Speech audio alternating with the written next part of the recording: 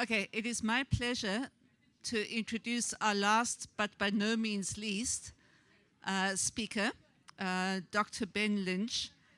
Received his BS in cell and molecular biology from the University of Washington. They went on to earn his ND degree from Bastyr. His passion for identifying the cause of disease directed him towards studying nutrigenomics and methylation dysfunction. Currently research, writes, and presents lectures worldwide on the topic of MTHFR and methylation defects. He's also the president and COO of Seeking Health, a company oriented towards disease prevention and health promotion. Lives in Seattle, Washington, with his wife Nadia and 3 boys, Tasman, Matthew, and Theodore. And you do have his website to learn more about him. Without further ado. Thank you.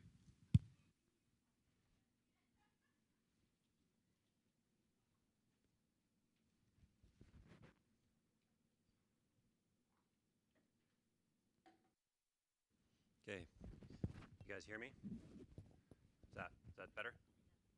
Okay. All right. So many times they save me for last, and I don't know why that is, because it's the end of the day, and you guys are tired. All the proteins hit your gut. Now you want to go take a nap. So I'll have to tell you, this is not the time to take a nap. Got to be on your A game. And before I start, I want to say that the best thing that I learned on oncology from Dr. Plaza at Bastyr was one sentence out of the whole course. Cancer is a verb. It is not a noun. So it's a process. If we attack the thing, if we attack cancer as a noun and we treat it as a noun, the process by which our patient got sick is being ignored, and what's going to come right back again? The cancer. So I look at the processes of things, and I think it's important that we all do that. And if we look at only methods in order to get rid of the noun in our patients, then various treatments are very effective, but we also have to look at the underlying cause of how the cancer got there. And it is harder to do, but it's definitely the right thing to do. And this statement at the bottom here, clinicians will be central to helping consumer patients use genomic information to make health decisions. That's from the New England Journal of Medicine. That just came out, and I did not write it. Okay? So people are coming to your clinics with 23andMe, they're coming with BCRA gene positive results or negative results, and they're plopping these reports on your desk. And I think it's important that you guys learn that. I'm not spending too much time on genetics today. I'm spending some time, and I've got a lot to present, so I'm just going to get right into it.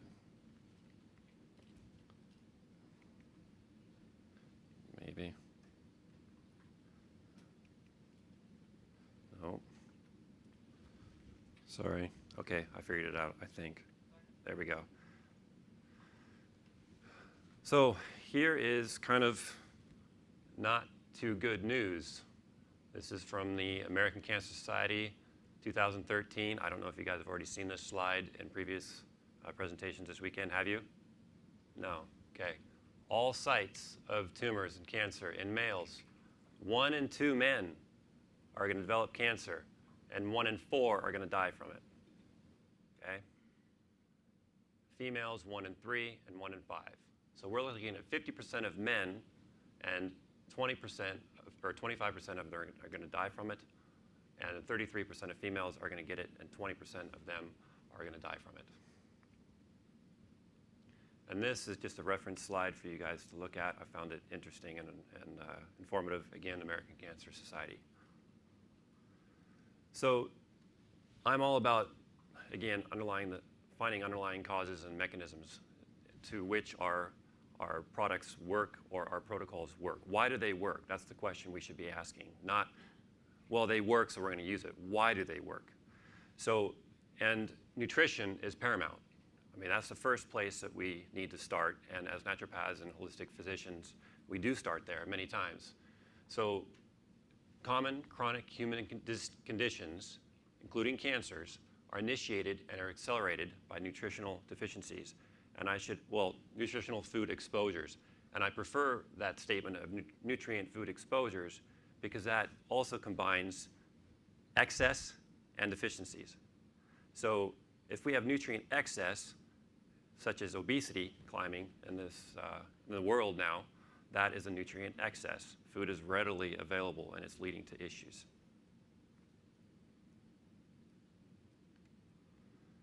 So as you guys have probably seen all weekend, hereditary cancers, yes, they're out there, but it's only 5 to 10% of them. So the main focus that we need to be looking at are acquired mutations. So hereditary mutations is definitely present. 10% is still a big number if you look at the vast population in the world as a whole. But acquired mutations, this is the real deal right here. And we need to understand that right now in our body, we are having DNA mutations. But also right now, hopefully, your body recognizes that process happening and it's correcting it. But it depends on what food you put in your mouth, what chemicals you're exposed to, and what pathogens are in your system. So it all depends on what's going on. So again, usually the cell detects the change and it repairs it. But if it can't be repaired, the cell will undergo signaling to tell it to go die through apoptosis. But the problem you'll learn today is apoptosis, as you probably have already learned this weekend as well, basically stops happening and cancer goes rogue. So definitions, if we don't define things and we keep saying the word cancer or oncogen or proto-oncogen and we don't really understand what these are, then we are not going to learn. So it's important that we understand what these things are. And all weekend you've no doubtly heard cancer is just uncontrolled division of abnormal cells in parts of the body. Okay? So a proto-oncogene is a normal functioning gene that becomes an oncogene due to mutations or increased expression. So there's a physiological biochemical change that's occurred in the body. It's taken a normal gene and it's going to become an oncogene. So proto-oncogenic. So an oncogene is a gene that has the potential to cause cancer. And there are countless oncogenes in the system. And oncogene is a good definition. I don't want to waste my time elaborating on that further. But here's a good paper. Most of my slides will have references. And the references are on the bottom. And it's probably hard for you to see, but it's also in the slide decks. And I'm pretty current in my slides. And I just presented on Friday, and I changed some biochemical pathways in a few days. So there are a few changes to these slides. I apologize for that, but I feel it's better for you guys to have some changes to your slide decks and me be current. So I want to get you guys good information. So cancer risk factors, these are obvious. I'm not going to read through this list. It's a no-brainer.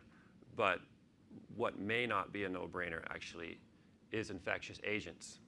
Infectious agents are rampant right now because we're eating crappy food, genetically modified, it's sprayed, it's got glyphosate all over it, and we're exposed to heavy metals. Our water is bad, so our organisms, our bodies cannot handle the constant attack that we have because it's catabolic. So then we are more prone to infections, and these infections get into our patients. And we see them getting obese, we see them getting tired, we support their depression, we support their fatigue. But if we don't identify the infectious disease, whether it be Lyme or mold or yeast or what have you, then they are going to be rampantly developing, well, I shouldn't say rampantly, but they will be progressing towards a proto-oncogenic state, and we don't want that. So you've got to identify pathogens in your patient. Now, this is a cancer conference, but we also want to prevent cancer. We don't want to just treat it. And after we treat it, we want to prevent its recurrence. And we want to make sure that our siblings, this was brought up, the siblings and the relatives of the patients don't also move on to get cancer. So infectious agents, as you'll learn today, are very sly, and our immune system will adapt, fortunately and unfortunately, and they'll undergo immune escape. And that's also one reason why cancer happens. So we know that Epstein-Barr triggers cancer, right? And there's a lot of other viruses that are known associated with cancer, hepatitis C as well. So this is basically looking at the things in our environment, an environment not being just where we live, but everything that affects our organism. So everything that affects our organism is affecting our epigenetic control of our genes, okay? So we've got processed food, nutrient deficiencies in excess, we have toxins, inflammation, early child care, in utero exposures as well. What was the mom taking during pregnancy and so on. All these affect the epigenetics. And epigenetics affect, the main thing which affect epigenetics is methylation. That's the main component to epigenetic modulation. There are other things too, like histone modification and other things, but main one is methylation. And if you have a methylation deficiency to do any one of these or a combination of, most of our patients are walking in with any number of these, right? Not just one. So they're coming in with any one of these problems. It's affecting their methylation, which then in turn affects their nuclear DNA, which is inside their cells. And then we have mitochondrial DNA. We can't forget about the mitochondrial DNA. The mitochondria are just kind of floating around in the cytoplasm. Okay? And if we have damaged nuclear and or mitochondrial DNA, that's going to lead to altered gene expression and gene instability. What's cancer? Altered gene expression and gene instability. And if you look at altered gene expression, well, how's that caused? Well, we have low SAM-SAW ratio, which is methylation imbalance, methylation deficiencies. We get hypermethylation of CpG islands, and we get hypomethylation of CpG sites. And then gene instability, we get damage to them, and then we get purine and pyrimidine deficiencies. And how do you make purines and pyrimidines in your patient? What nutrient? Well, there's quite a few of them, but the main one is folate. So folate deficiency is pretty important. And I'm the MTHFR guy, right? So there you go. And then these things all contribute to epigenetic pathologies and disease. And what I also want you guys to learn, as you get damaged nuclear DNA and mitochondrial DNA, especially mitochondrial DNA, you get an increase in hypoxic state of your patient. And that shifts pyruvate metabolism. And this is really bad. And then the genes that are unstable become proto-oncogenic, and that leads to cancer. Now, why in the heck would I throw in a slide on NASH in a cancer talk? I mean, fatty livers, yeah, it's pretty present, but why would I put it here? You will see why. And I'm going to wrap this in. I'd like to make my presentations kind of a story. So NASH is everywhere, right? I mean, type 2 diabetes is all over the place. And what's type 2 diabetes? It's a metabolic disorder, right? It's mitochondrial issues. It's nutrient excess, and at the same time, it's nutrient deficiencies. And there could be pathogens also triggering type 1, and type 2 also has a whole slew of causes. But it's a worldwide epidemic. 1.5 billion adults are getting this, and the numbers are rising. Now, what is it? What is fatty liver? Well, sorry, you can't see that, but anyhow, mitochondrial dysfunction precedes insulin resistance. If you don't learn anything this weekend, that is pretty important, because if you get mitochondrial dysfunction, that can lead to cancer. But mitochondrial dysfunction precedes insulin resistance. How many type 2 diabetics are walking into your clinic? A ton, okay? And if it's preceding insulin resistance and fatty liver, then, well, it leads into this. But NASH, a form of NASH, is affecting 30% of all US adults. We know that 1 in 2 men are going to develop cancer. We're going to know that 1 in 3 women are going to develop cancer. And NASH is affecting 1 in 3. And 100% of them if they're obese or morbidly obese. Kids.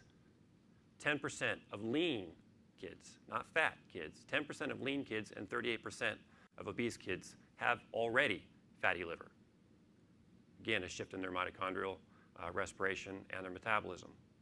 So mitochondrial pathologies, or mitochondrial abnormality is involved, it says may be involved, I say it is involved, in the pathogenesis of fatty liver. And then they go on to say it's possibly a mitochondrial defect or disease.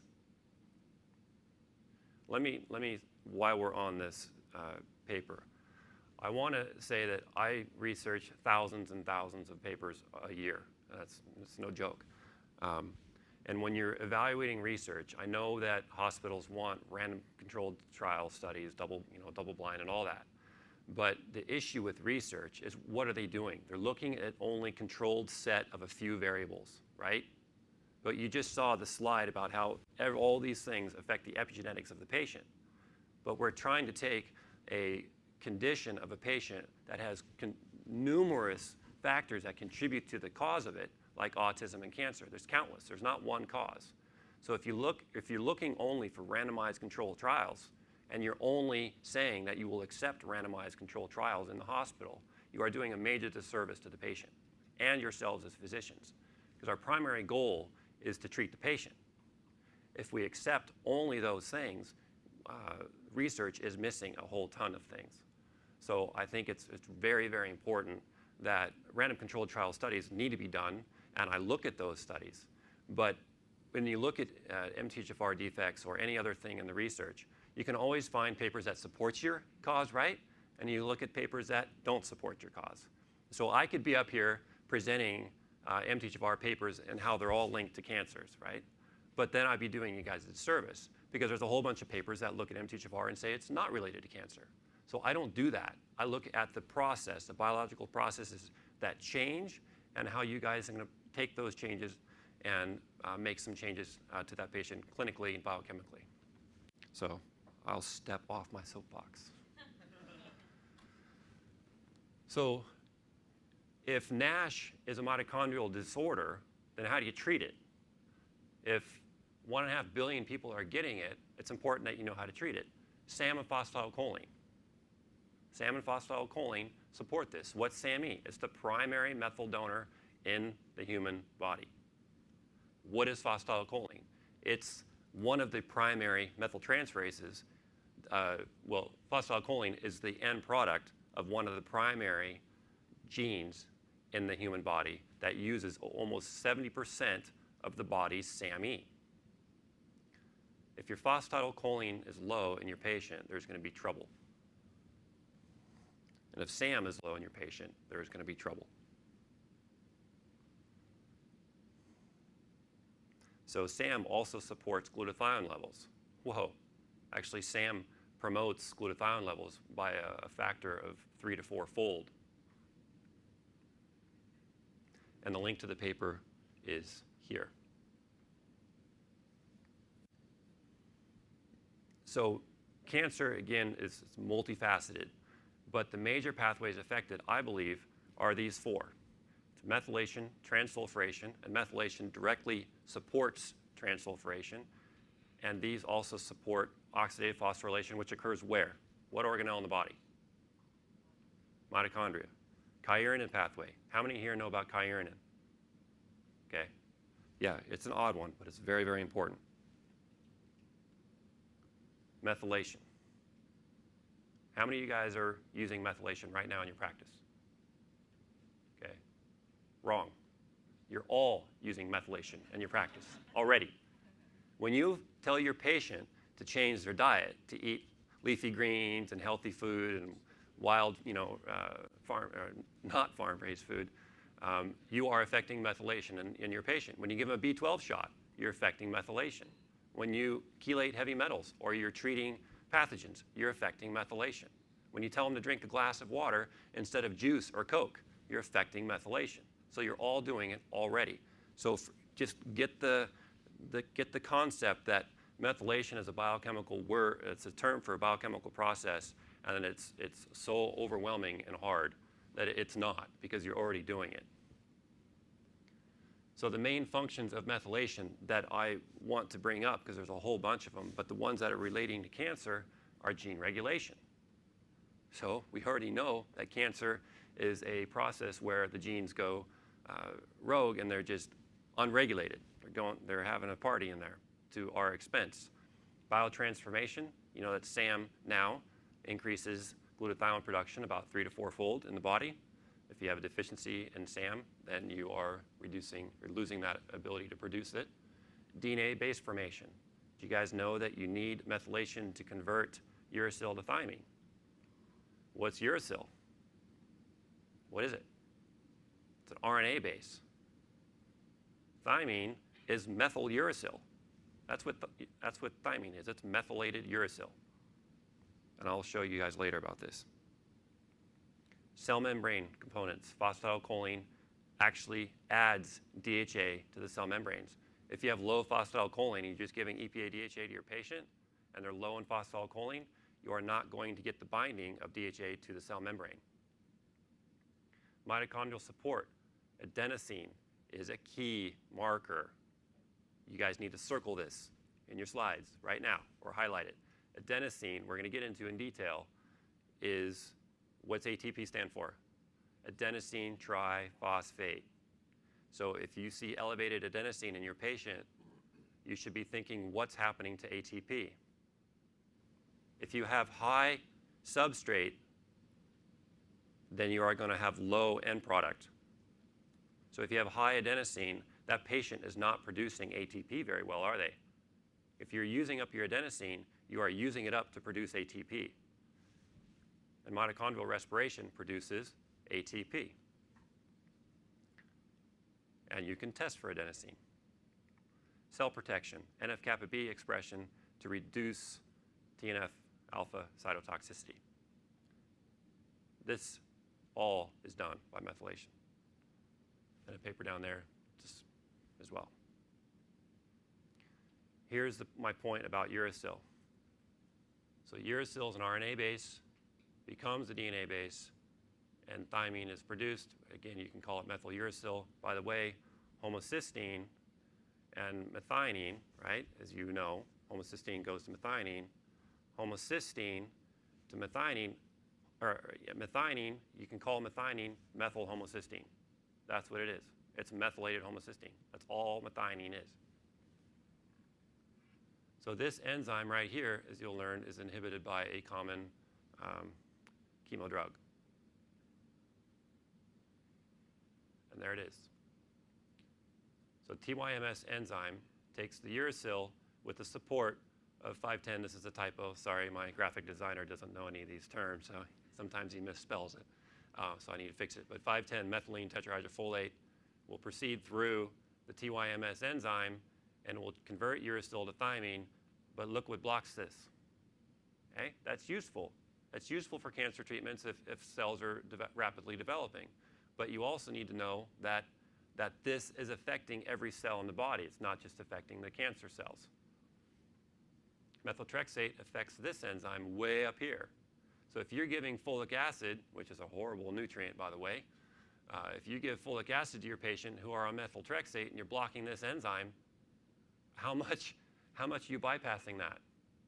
So should we be giving folic acid to our patients who are taking methyltransferase? No, we shouldn't. This is leucovorin.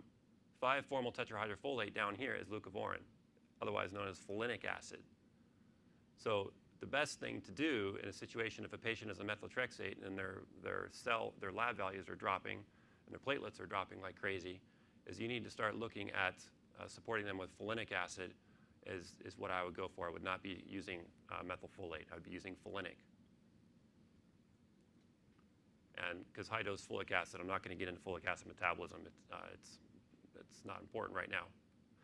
But unmetabolized folic acid is what is the outcome of high-dose folic acid use. And here's MTHFR down here. So this is the problem when you look at research, and research is saying MTHFR is associated with cancer, and then it's saying it's not. Because MTHFR doesn't just do one thing. It does a whole multitude of things. It makes SAMe, recycles biopterin, and well, those are the two main things, but those two main things affect hundreds and hundreds of enzymes in the body. So it's very central to our metabolism. But since MTHFR, if it's blocked due to a mutation or a polymorphism, I should say, a polymorphism in our patient, that means what's going to happen to this substrate of 5,10 methylene tetrahydrofolate if say this patient has an MTHFR 677 variant. What's going to happen to this substrate? It's going to go up, right? It's going to stay up. So what's going to happen if our patients are folate deficient, typically, or back in the days of Paleolithic lifestyle, they're not getting their greens because it's winter time. So this is the body's way to possibly conserve what little folate might be ingested in that individual, and if this is slowed, then they can still make their thymine out of their uracil. And what's the primary thing for us to do as a species in life? Reproduce. Does evolution give a damn if we live a long, healthy life, or do they care if we reproduce? It just wants us to reproduce. It doesn't care how we die. And so SAMe is really important to longevity and genetic control, but to be able to, methylation is also extremely important in embryological development as well. But this is also very important for our DNA production. So there we go. Hypermethylation and hypomethylation. And I capitalized the M there. It's not how you write it, but I wrote it like that on purpose. So I look at it as a chicken or the egg. So did you guys learn at all about hypermethylated CpG sites or islands all through the weekend at all? A little, okay. So there's a shift between sites on your DNA becoming overly methylated and undermethylated. And the question in research is, what came first? And that's why I say it's the chicken or the egg. So if you have global DNA methylation or global DNA low methylation, does that trigger CpG site high methylation? Possibly. It's not known, but I think it's possible. And if you deplete methyl donors, is that the right thing to do in cancer treatments? Well, it decreases DNA base formation, and it decreases SAM formation, and it also decreases tumor growth. So that's good. But what's the long-term consequence of that? So what's the long-term consequence if you're treating your patient for, say, a month or 4.5 months or 8 weeks or what have you? What's going to be the consequence of 5-FU or methotrexate or any other or methyl deficiencies? And if you're using chemo and radiation in your patients, what's going to be the long-term consequence of global oxidative damage? And secondary recurring cancers are the norm. They are not the exception.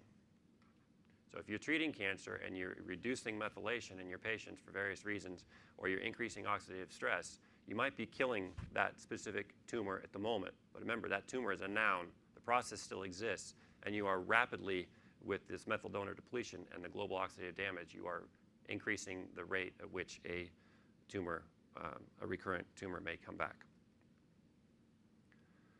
So this is just a reference slide. I just wanted to show you a bit about what methylated DNA looks like compared to unmethylated DNA. And this is a new slide to your deck because I just presented this just last week. And a lot of people ask me, well, what's a CpG site? What's a CpG island? And so I threw this in there. So a CpG stands for cytosine and a phosphate bound to a guanine. But it doesn't matter clinically. So I don't want to spend time on it. But what's important to see here, sorry, hit the wrong button. What's important to see is you have your methylated CpG site here, and your DNA is all wrapped up and protected, okay? So they're all protected. The problem is if you have unmethylated DNA and your histones are kind of becoming an issue, look what's happening to your DNA in low methylated states. It's exposed. Here, it's protected. The body removes the histones when it's reading the DNA. And then after it's being read, it globs it all back into histones. So the histones are protecting us. The only thing that are exposed are the transcription sites. So something can bind there and then read the DNA. But you don't want to have your DNA read all the time. And look how exposed it is right here in low methylated states. It's just wide out in the open. And what's another problem if your DNA is wide open? Heavy metals, viruses, oxidative stress, they're going to get damaged. Low glutathione, reactive oxygen species are going to start attacking these things, right? So methylation is pretty important. You've got to keep them protected, closed up. We have skulls to protect our brain, nice and hard. We have ribs to protect our lungs and our heart. We've got histones and chromatin and methylation to protect our DNA. But we don't see it, so we forget it. So I don't like reading from slides, and I don't like copying and plagiarizing, but there are moments when it's to emphasize a point because I know cancer is a very complex condition, and I know that it's, well, I'm a naturopath. So So DNA methylation in cancer, too much or also too little. This is the paper, okay? So although malignant and normal samples display considerable diversity in their DNA's M5C is basically methylation content, methylated 5-cytosine. So there's considerable diversity in DNA methylation in malignant and normal cells. A high percentage of malignancies, especially METs, have DNA with unusually low methylation contents relative to normal tissues. A number of studies have shown significant decreases in global DNA methylation levels with progressing tumor stage, tumor grade, and various other indicators of poor prognosis. Studies of cancer-associated DNA hypomethylation sound a note of caution in the current development of cancer therapies aimed at decreasing DNA methylation in a non-targeted manner.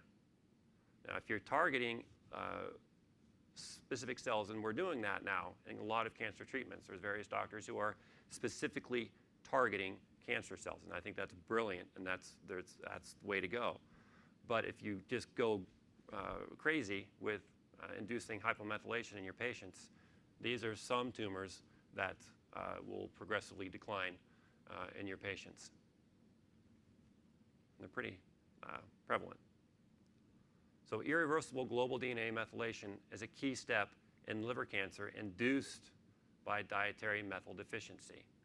So my question was, if we're inducing, if this is what's happening in low methylation, then what happens to our patients who are not eating adequate methyl donors, to our vegetarians who are not getting B12, or they're carbitarians, right? Vegetarians eat what? They eat carbs. They eat carbs. They don't know how to eat. They know they don't want to eat meat, but they don't know how to balance their diet. So they switch to carbs because they feel good from the carbs, and then a whole bunch of stuff happens from that.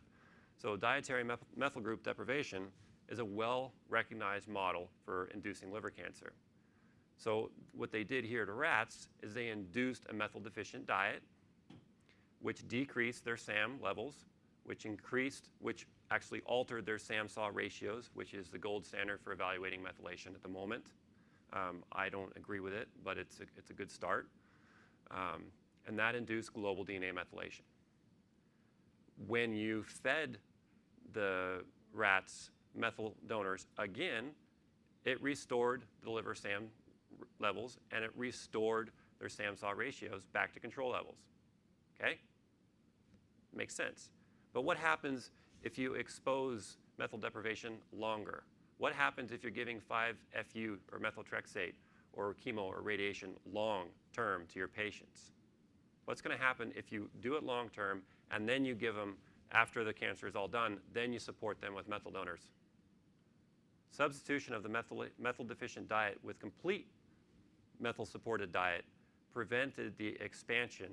Okay, well, it failed to restore DNA methylation in animals exposed to deficiency for 18, 24, or 36 weeks. So they're methyl deficient, and if they're methyl deficient longer than 18 weeks, then when you restore their diet, it's going to be a problem because it's not going to work. That's only 4.5 months. So 4.5 months of a methyl-devoid diet or methyl-devoid treatment is going to cause, looks like, irreversible DNA methylation. Now, I disagree with this. It might lead to a irreversible SAM-SAW ratio, and it might lead to global hypomethylation. But what happened in this situation is there is a metabolic shift. I think adenosine levels skyrocketed, which then, even though the methylation was supported and the patient, they couldn't restore the SAM-SAW ratio because of the high adenosine, because there was a pyruvate shift. So again, epigenetic alterations may contribute to the initiation and promotion steps of cancer. So again, the importance of diet as a major factor in cancer development. Methyl deficiency is big time.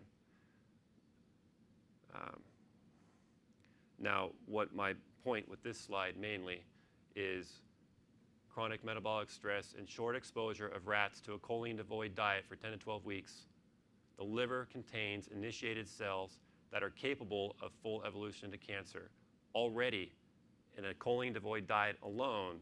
In 10 weeks, they've already changed the genetics to a proto-oncogenic state. And so such diets lead to rapid fat accumulation. Whoa, what's rapid fat accumulation? Fatty liver, NASH. So what do you think would be a good screening tool to prevent cancer or reduce the incidence of cancer possibly in our patient population? Screening for fatty liver.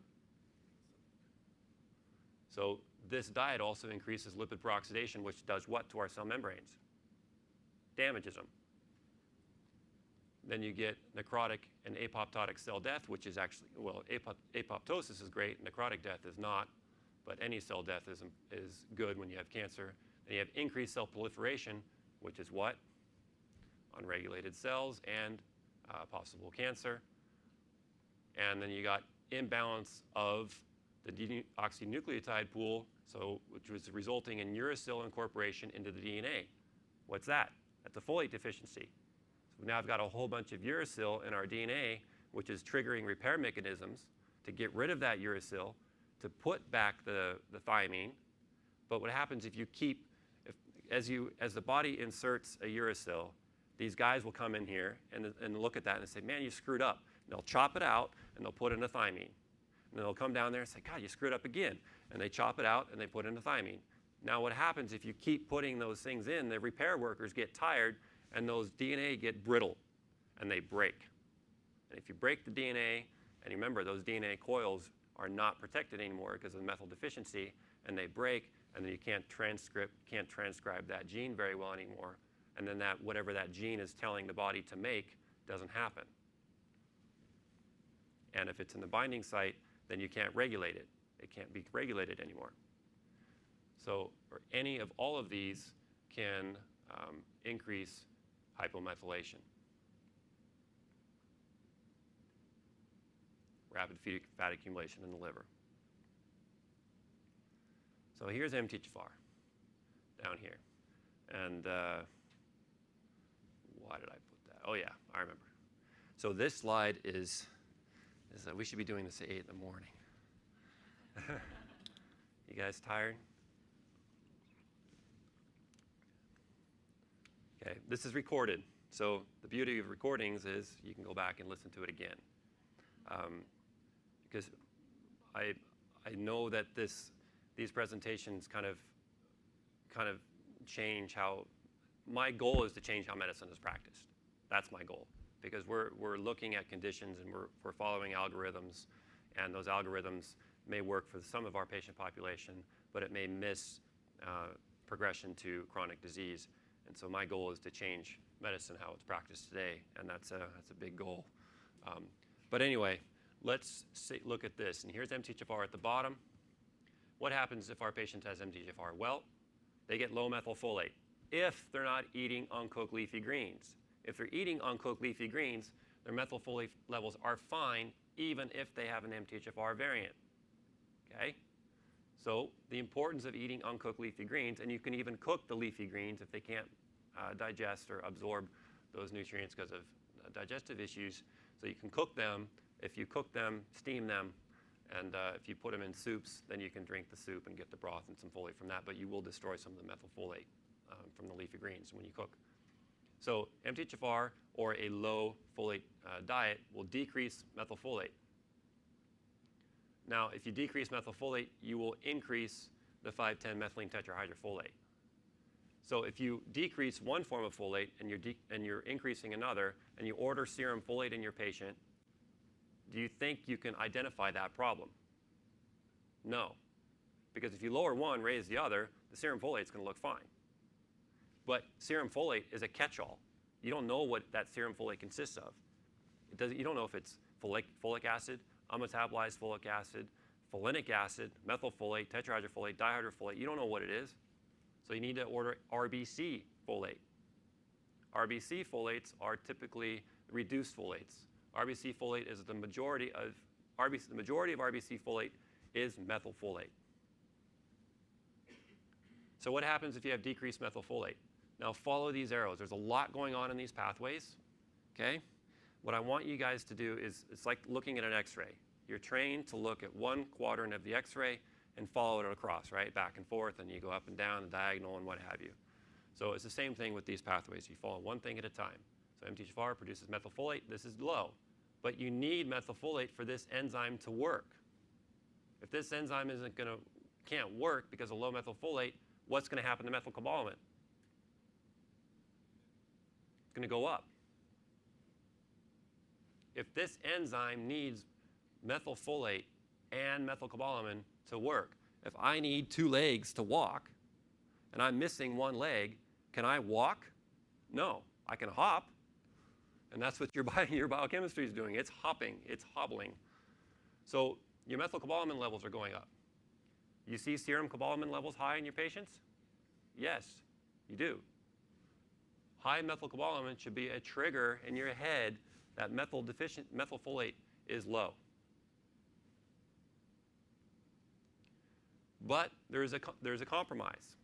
In this situation, in folate deficiency, the body has backup mechanisms. And the backup mechanism in this situation is choline. So in folate deficient patients, choline metabolism speeds up. Where's choline come from? Meat, mainly meat. So our vegetarians don't really have a backup process unless they're supplementing with choline, which they can get from sunflower lecithin if they want. So choline proceeds here, and they can convert homocysteine and methionine, and then that's great. But over time, well, let me back up. This is fine, but this is happening only, well, not only, mainly in the liver and kidney. So this backup compromising pathway happens in the liver and kidney mainly. Now, most of this methylation, most transmethylation reactions occur in the liver. Over 85% of methylation occurs in the liver. So again, the importance of diagnosing fatty liver is paramount because most methylation in the human body occurs in the liver. So the problem is you're supporting methylation in the liver is great. What's happening in the brain? What's happening in the uterus? What's happening in the testes or so on? What's going on there? Well, it might be an issue. So then globally, your SAM goes down. And then if SAM goes down, your CBS enzyme productivity also goes down. Because as your SAM levels go up, as SAM levels go up, the body needs to get rid of it, right? You can't have too much of something. So the body has built a mechanism by which to get rid of SAM. And so as SAM levels go up, it inhibits SAM. See this purple? Purple's an inhibitor. So it tells the body as SAM levels go up to shut off MTHFR because it doesn't want any more SAM. It's just going to stop. So it now can produce the uracil in the thymine, right? So it's a whole system. So then, but as SAM levels go up, it shuts this off, but it also tells this enzyme to work faster. Say, hey man, get this SAM level out of here. So it does, it converts homocysteine into cystathionine, cysteine, and there it is, glutathione. So methylation supports glutathione levels. But the consequence of long-term methylation deficiency is when you get SAW. So when you methylate something, when you take your SAMe, if you give SAMe to your patient or your body makes SAMe, and it donates the methyl group to any number of methyltransferases. ATP does the most function in the human body, right? ATP is everywhere. Number 2, methyltransferases. Pretty important. And they all use SAM as a cofactor. And as we talked about earlier, 70% of SAM utilization goes towards production of phosphatidylcholine, and creatine is another big pig. So bodybuilders have a lot of muscle mass, and they're burning through a lot of creatine. If you see low creatinine on your lab test, you should automatically think low methylation or lab error or maybe dehydration, or there's other reasons too for it, but methylation is an issue with low creatine and low creatinine. And now look at these inhibitors. I could spend the whole 2 hours just on this, but I'm not going to. I just want to teach you guys how to use this tool. So methyltransferases are inhibited by SAW, which we know. But BPA, bisphenol A, lead, green tea extract. Whoa. We use green tea extract in our patients for cancer treatments. Polyphenols, tea and coffee. Chlorogenic acid, that is green tea. No, what is that? It's coffee. It's green coffee bean extract. So, and that's widely used as weight loss, right? And it's promoted on TV big time. And your patients, you need to be asking, are you undergoing a weight loss program using green coffee bean extract or chlorogenic acid? And they say, yeah, well, you're inhibiting your methylation, your cancer potential is going through the roof. So let's keep going. So we've talked about, and DNMT. DNMT is DNA methyltransferase. That regulates your genetic control. So if SAM SAM goes down, can you regulate your DNA? No, you can't. Or your ability to goes down. If SAW increases, your adenosine goes up. Adenosine is a very important part. Look where adenosine goes to, ATP. Now, before I continue with adenosine, I want to go back over here to homocysteine. So homocysteine goes to cystathionine, and hydrogen sulfide is really important for a number of things. Vasodilation is one. Glutathione goes down, as we talked about. And look, if glutathione goes down, what goes up? Do you guys know what reactive oxygen species glutathione treats? It's right there. Hydrogen peroxide. Early graying of hair in any part of the body, usually beard or scalp. Early graying of hair should be telling you that there's low glutathione in your patient. As we age, our glutathione goes down, our oxidative stress goes down, our mitochondrial respiration goes down. We're producing more free radicals, and then we die, unfortunately. But as we, yeah, catalase. Catalase also gets rid of hydrogen peroxide. And this, again, there's a lot to this, but I don't want to keep going. So back over here, adenosine goes up due to inhibited methylation or problems with your methylation. If adenosine goes up, that increases hypoxic inducible factor 1 and vascular endothelial growth factor. VEGF increases angiogenesis, and HIF it helps change the body's metabolism from mitochondrial respiration to lactate metabolism. And lactate metabolism in cancer that's what cancers use. And so since you're inducing, adenosine is inducing HIF1 and VEGF, the pyruvate dehydrogenase enzyme gets inhibited. Pyruvate dehydrogenase converts pyruvate into acetyl-CoA, which then goes into your citric acid cycle, which produces NADH, which then goes into your mitochondria. And I have a simplified diagram of this too. So now you've just seen how methylation is connected to inducing increased angiogenesis and the poorer version of cellular respiration, which cancer uses. And you've also seen how your oxidative defenses also go down at the same time. So it's more than a double whammy. It's like a quadruple whammy. And all this increases lactate. So lactate is a marker you guys need to be testing for. It's readily available. You can do urinary lactate, and you could be doing blood lactate. I don't know which is better yet. I have no idea. But testing it in some respect is better than not testing it. So you can already tell some markers to be measuring just from this alone, right, for cancer screening. You can be checking your RBC folate. You can be looking at serum cobalamin. You could be looking at choline. You could be looking at methionine. You could be looking at adenosine, lactate, glutathione, pyruvate.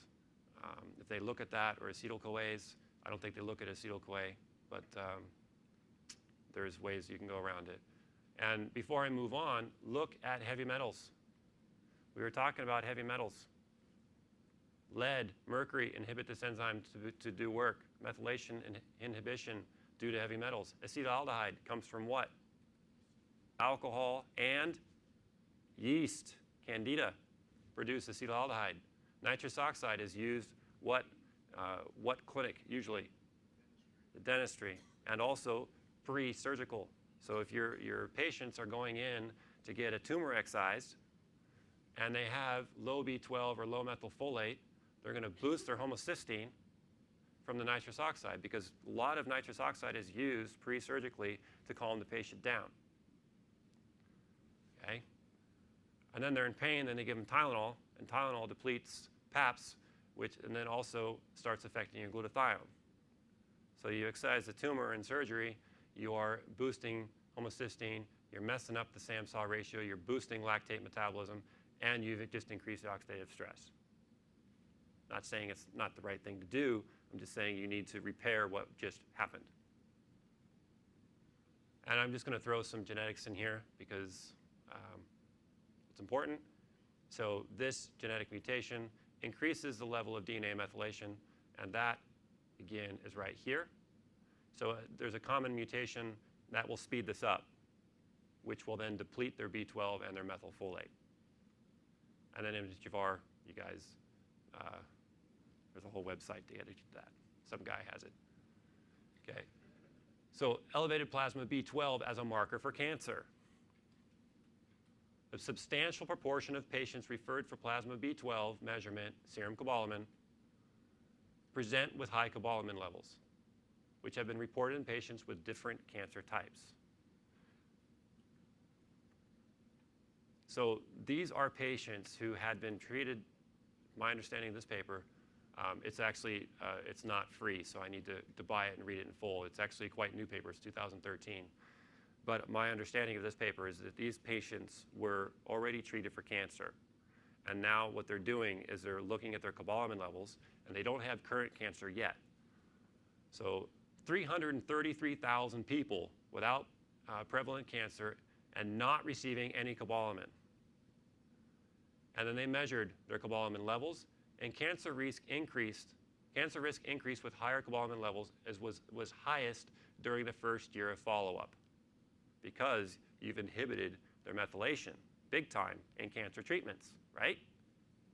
That's what we do.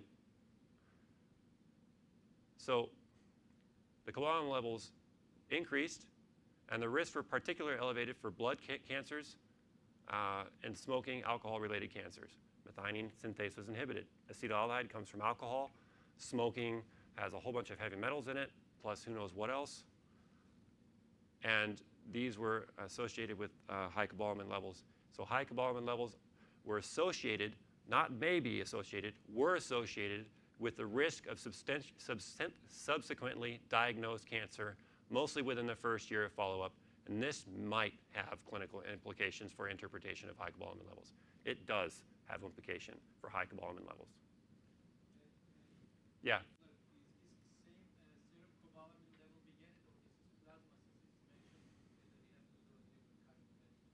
That's a good point. Again, I'm just reading the abstract. That's a good point. So it might be plasma B12. It does say plasma B12, so that's a good question. It does not correlate with what we are currently testing. Yeah, okay. Yeah, good catch. So he's saying it says plasma B12.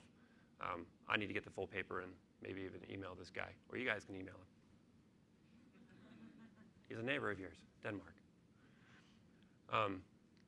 So high cobalamin levels go up because there's an inhibition for some reason of methionine synthase.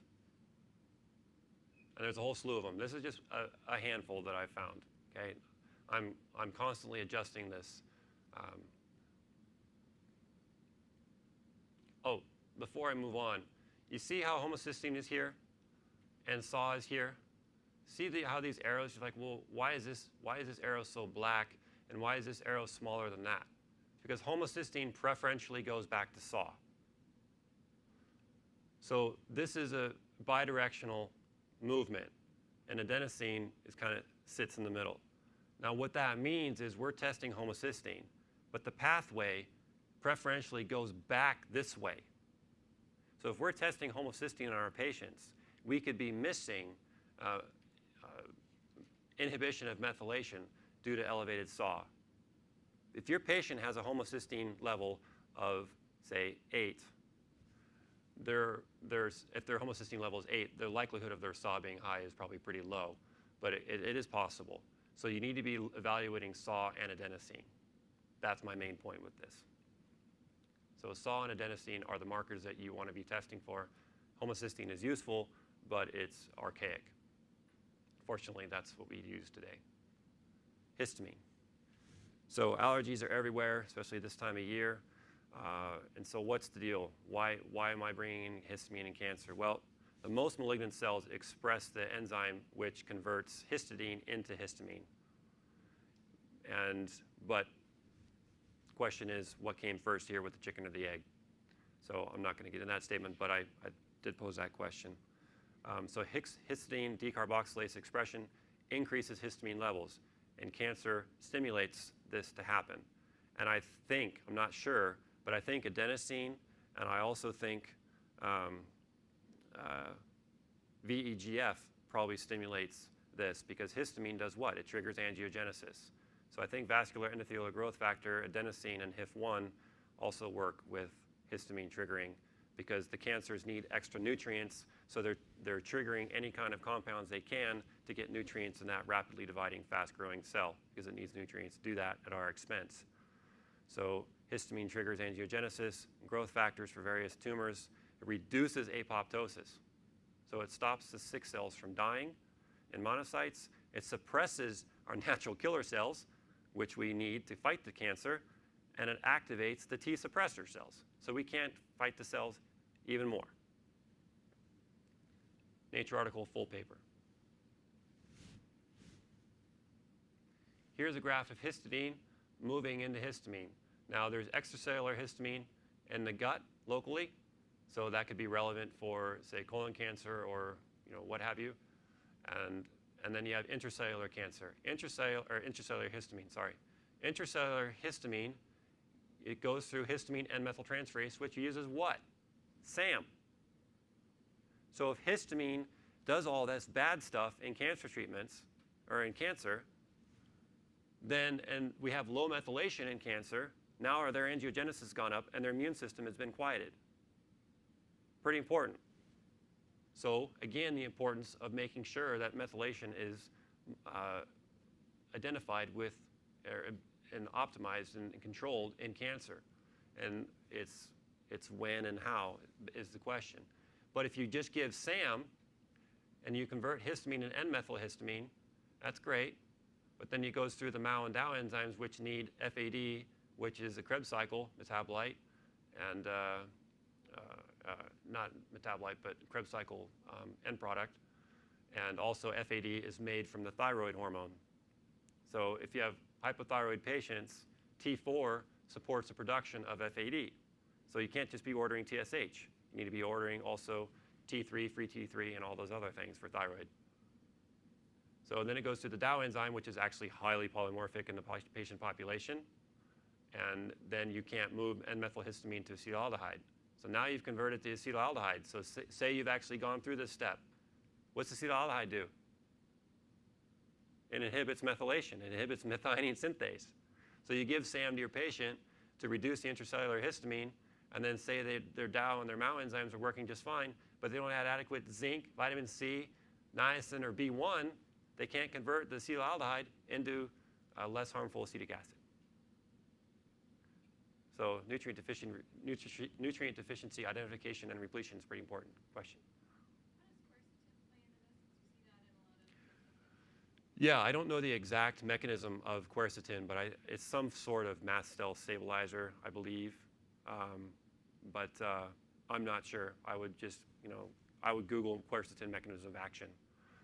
But quercetin on the lab, or on the previous pathway planner that you guys have in your book, quercetin also inhibits the production of hypochlorous acid, which actually helps get rid of pathogens. So we need to be basically bleach. Hypochlorous acid is basically bleach. So quercetin reduces that as well. So if we give high-dose quercetin without identifying if there's a pathogen present or not, we're reducing the body's ability to get rid of that pathogen. You guys have a headache yet? Yeah. Sorry, I'm just gonna keep piling it. So now you can see why I talked for 2 days. Imagine their headaches. And imagine my headaches researching this stuff. You can't get it the first time, but you will get it. The more you keep hammering at this, the more you will get it, and the more clinically successful you will be, and the outcome of your patient will be. You guys are doing this already. You guys just don't know you're doing this, but this is just looking at it from a molecular level, which I think is important for understanding. So estrogen-sensitive cancers, or estrogen-grown cancers, we just saw how this breast cancer wasn't really estrogen-induced, but estrogen is definitely a risk factor for breast cancer, and estrogen has to go through, estrogens have to go through catecholamines, the COMT enzyme. So estrogen has to be metabolized, and that has to be metabolized by COMT. And so prolonged estrogen exposures increase breast cancer risk, and so you need to be able to eliminate the estrogens through various enzymes, and these enzymes are COMT, which is a methyltransferase, which is used what as a cofactor, you think? Magnesium is one, but also SAM. If you see methyltransferases, most methyltransferases use SAM. If you see MT at the end of an enzyme, it's mainly SAMe as well. Magnesium, you're right, is another one. And then sulfonotransferases. Sulfur. Calcium D-glucarate, glucuronidation is also useful. DIM is also sulfur-bound, and we use that. Now, this is the metabolism, the genetics of estradiol metabolism, and it converts into methoxy estrogens, and there's catechoestrogens as well. But anyhow, so estradiol goes through the cytochrome enzymes, then it proceeds to another enzyme, and then COMT, and then this is not the end stage. This also needs to be sulfated and glucuronidated to be out of the system. So that's why you guys use DIM so much, and probably N-acetylcysteine also helps get rid of this as well. I need to draw my own pathway of this, but I haven't done it yet. So what happens? So SAM and magnesium, as mentioned earlier. SAM is magnesium for this to happen. It's great. Cytochrome 1A1s and 1B1s are actually quite polymorphic in the population as well. And so is this. Cofactors for this are here.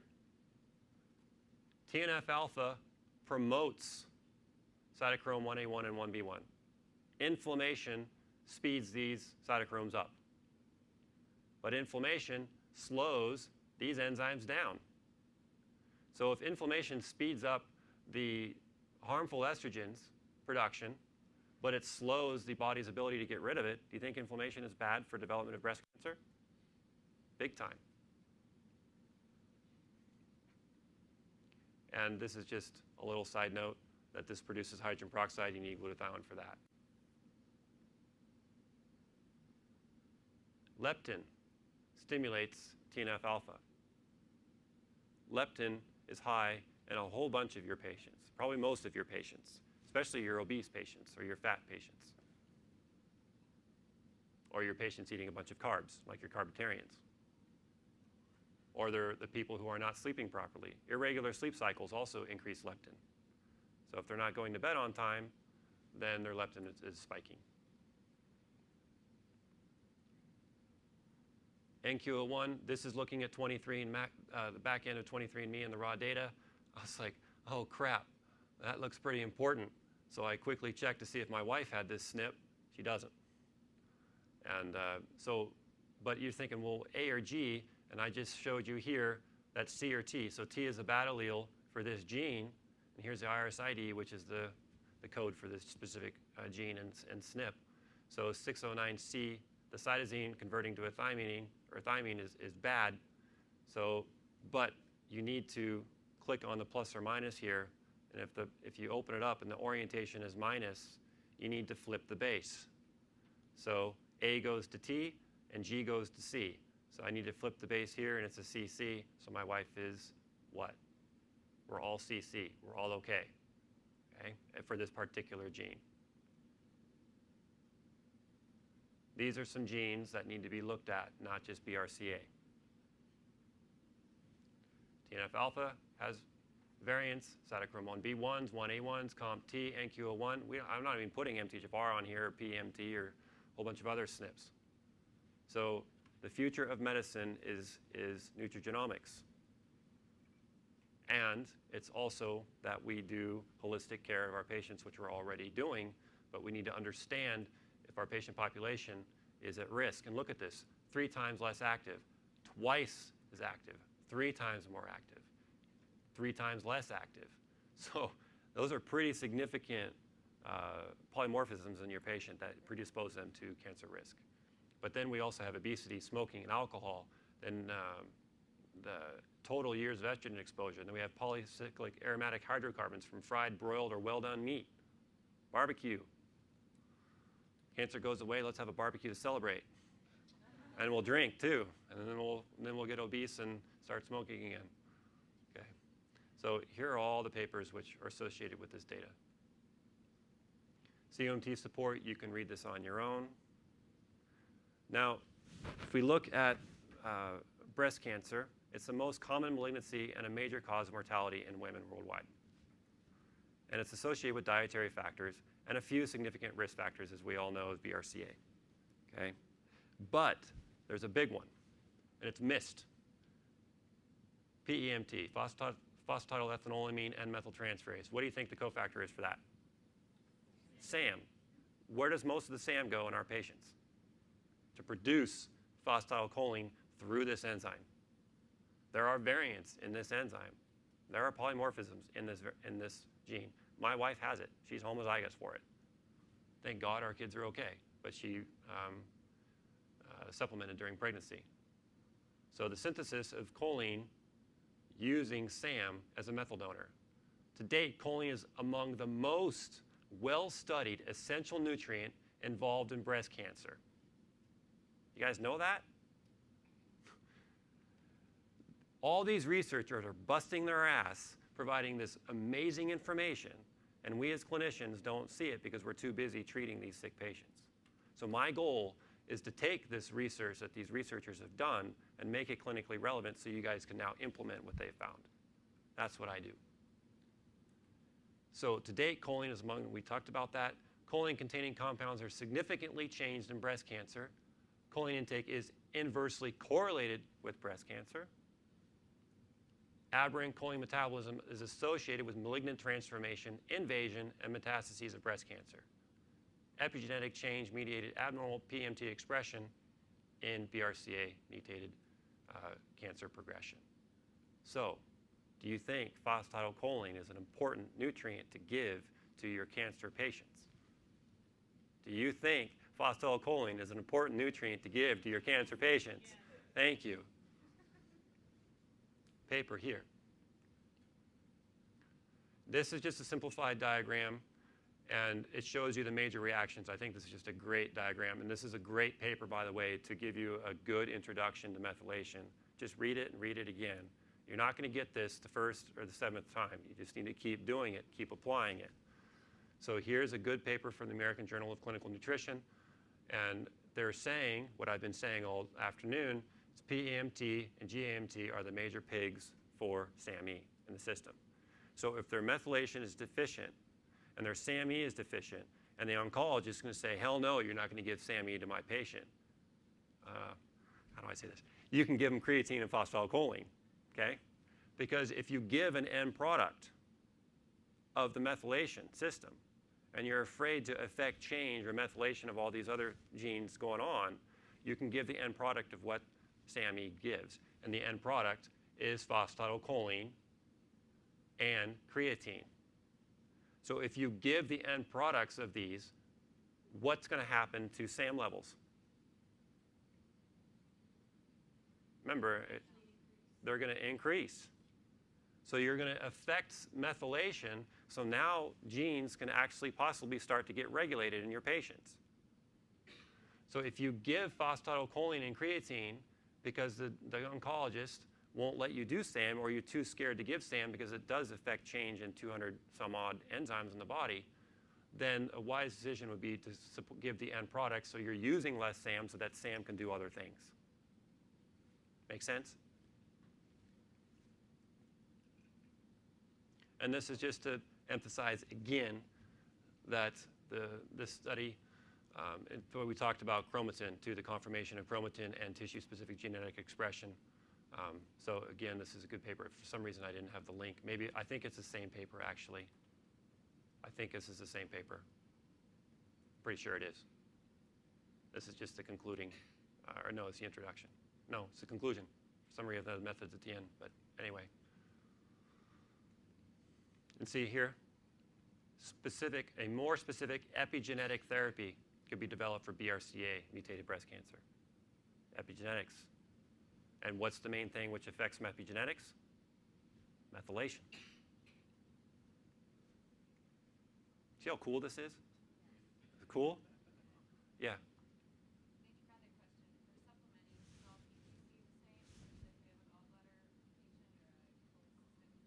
Is all phosphatidylcholine the same? So the question is all phosphatidylcholine the same? No, it's not. So the variations you have with this is the degree of most phosphatidylcholine on the market today is a blend of various phospholipids, which is okay. But the problem with it is a lot of it is soy-based and genetically modified. So you need to be looking for the sunflower-based phosphatidylcholine, which there are quite a few of. And you can also use lecithin. But the problem is if you use lecithin, actually you can't use lecithin. Because if you use lecithin, then it has to go through the PEMT enzyme, which needs SAM as a cofactor. So you can't be using lecithin. You've got to be using phosphatidylcholine or a phospholipid complex that's non-GMO. Yeah. Great question. The issue with absorption with cholecystectomy patients or gallbladder removal or just liver stasis, a key thing with that is cholestasis. What happens in pregnancy? A lot of gallbladder issues, right? A lot of liver issues. Why is that? Because pregnancy uses a whole bunch of SAMe and a whole bunch of methylation to develop the baby. So the amount of SAMe that's in that woman is being converted towards developing that baby, and then her liver starts to get congested because she's low in methylation. So if your pregnant patient starts getting liver issues, that's a sign that they're deficient in SAMe. And most, I don't have it here, but most pregnant women are deficient in choline, a whole slew of them. So it goes back to the question of what do? You would give them probably ox bile to support that. Yeah. And there are some doctors using IV phosphatidylcholine too. I'm not so sure about that. I'd have to investigate it. Yeah. What about the creatine? Creatine, there's a whole bunch of different creatines. I prefer the one bound to magnesium because most patients are magnesium deficient. And look, this is a good transition for that. Look what the enzyme uses to convert methionine to SAM, magnesium. Most of our patients are magnesium deficient. They're magnesium deficient, and look at the other thing, ATP. So they need adequate mitochondrial respiration to make ATP. So if they're magnesium deficient and their mitochondrial production of ATP is going down, are they able to convert methionine to SAM? No. So this slide is showing you choline moving through here, BHMT. I don't have well, here's PMT here. I don't have it drawn out, but it doesn't matter. PMT is phosphatidylcholine. GMT is the creatine. So now let's throw a heavy metal in here, which is everywhere in the environment, arsenic. It's everywhere. And as Americans, we need to know about this. Other countries, I don't think, have a big of an issue. Well, actually, Bangladesh is horrible, but arsenic is a big time player. Again, full paper down here. So conditions relating, skin conditions, blah, blah, blah. So if our patients come in with skin conditions, cardiovascular disorders, peripheral vascular disorders, lung disorders, neurological disorders, oh, whoa, our patients come in with all that, don't they? Should you be thinking arsenic? Yes, you should. Obviously, there's multiple causes of this, but arsenic is everywhere. Arsenic increases the risk of cancer, these various types, via multiple routes. So it inhibits SUOX, PDH, which I'll show you here soon. So it inhibits the ability to convert pyruvate to acetyl-CoA, which goes into the Krebs cycle, which goes into your mitochondria. So arsenic affects your mitochondria. It decreases DNA repair. It makes your chromosomes unstable. It increases the reactive oxygen species, so you need superoxide dismutase to work, and there's polymorphism in that too. And if you see low manganese, low RBC manganese, that to me is a sign that the superoxide dismutase is upregulated. So you need to be looking for manganese levels, and zinc is also a cofactor for SOD, and glutathione. These all, and it also decreases DNA methylation because it inhibits various other enzymes there, and it alters gene expression. Do you think it's important in cancer to screen for arsenic levels? Yes. Thank you. Arsenic exposures, water, pesticides, chicken. We just had some chicken. Hopefully it was arsenic free. So where that comes from is they lace the antibiotics with arsenic. And then these chickens are grown in an environment that's so toxic that they're constantly on antibiotics, aren't they? So they don't die. So they're constantly on antibiotics. They're accumulating the arsenic. Then we eat the chicken. Then we have some rice with that chicken, because chicken and rice is really good. Then we mix some, then we drink water with it, or we cook it in water. And then we might have some apple pie with some dessert. And if we're weird, we have seaweed after. So there's various SNPs that eliminate arsenic as well, of course, right? And this is not the only list of where arsenic is. This is just some. So look how hard it is to get arsenic out. Glutathione, SAM. Glutathione, SAM. Glutathione. So our patients are deficient in glutathione. All cancer patients, I shouldn't say all, I'd probably damn near all, have low SAM, or they've been low in SAM at some point. And this right here is highly toxic. Okay? So if you give just SAM to your patient without checking glutathione levels, you've now just increased the toxicity, if it's made it this far. But if he hasn't even made it this far, this is toxic too, isn't it? This is really toxic. So you need to make sure glutathione is on board. And GSH is reduced glutathione. GSSG is oxidized glutathione. And there's recycling genes to convert oxidized glutathione back into reduced glutathione. Now, when you measure RBC glutathione in your patient, you don't know what the ratio is between oxidized and reduced. But it doesn't really matter, because most patients are going to be low in glutathione anyway. And if you support them with liposomal glutathione or IV glutathione or acetylglutathione, I think all of those are good to go for. If you do reduced glutathione in the capsule, I think it's just going to act locally in the gut, which could also be good if they're eating arsenic-containing foods.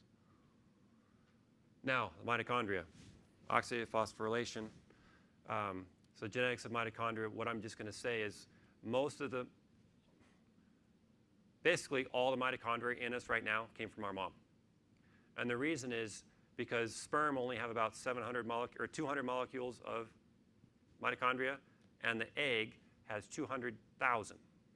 So the sperm gets tired and wasted as it swims through the canal, gets to the egg, mitochondria are wiped out. The egg has 200,000 units of mitochondria. So when the egg is fertilized, those 200,000 mitochondria are pretty much still there, because the egg just kind of hangs out. And mitochondrial diseases are passed on from the mother. So the circle is the woman, and she gives it to her daughter, and all her sons and daughters have mitochondrial defects. She gives it to her son. The son hopefully has found a woman with no mitochondrial defects, and that stops in the siblings and so on. So history is extremely important. You need to ask the maternal side of history. And another issue is if a patient comes in with a whole slew of different primary chief complaints, so cardiovascular disease, congestive heart failure, diabetes, and so on, there is no doubt, there's 100% chance that they've got mitochondrial dysfunction. 100%. If they have primary complaints, probably 2 or 3 of them, they have mitochondrial dysfunction. And this is just a cool diagram. So here's the paper here. ND, NDUF is in complex 1, and you can review this, but these are different complexes of the mitochondria, and these are all the cancers that are associated with it. Now, mitochondria DNA have high rates of mutagenesis because they don't have protection, and they're floating around the cellular cytoplasm.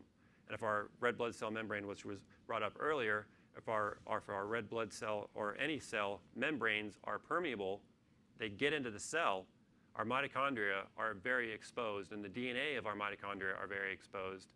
And if the DNA of our mitochondria are exposed, cellular respiration is at risk.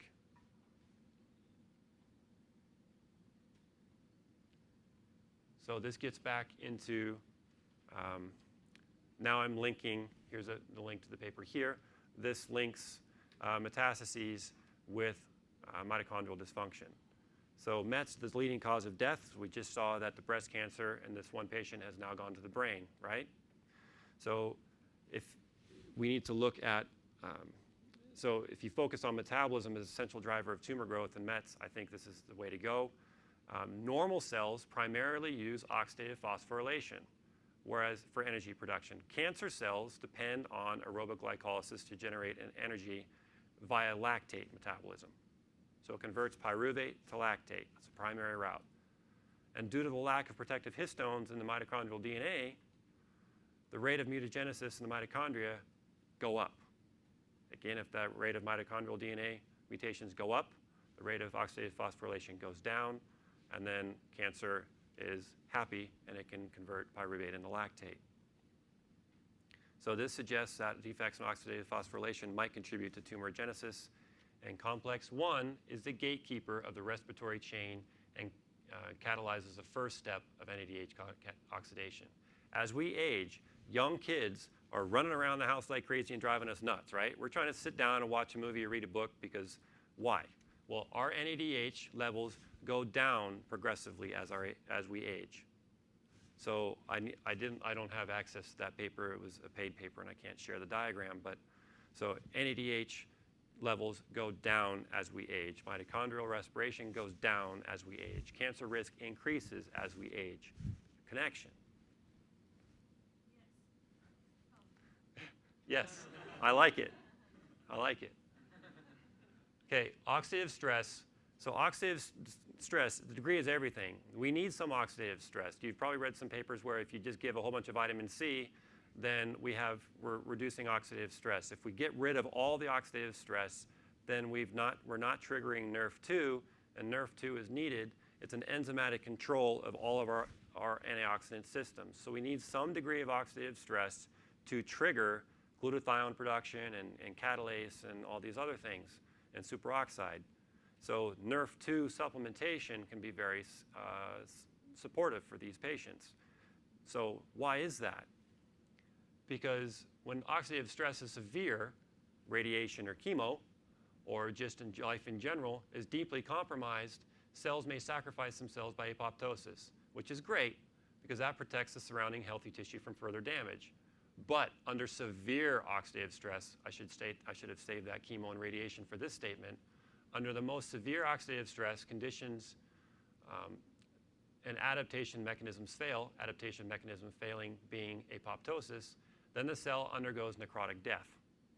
Necrotic death exposes surrounding non-damaged cells to immune responses. Do we have much of an immune response in cancer? No, we don't. So our cells undergo necrotic death, but our immune system there isn't there to clean up the mess. And also, this is a big time issue. If our patients have autoimmune disease, we should be thinking of what problem in our patients? Mitochondrial dysfunction, because they cannot, they're under severe oxidative stress. The cells are not going through apoptosis. They're having necrotic cell death, which is exposing their immune system, they're exposing all the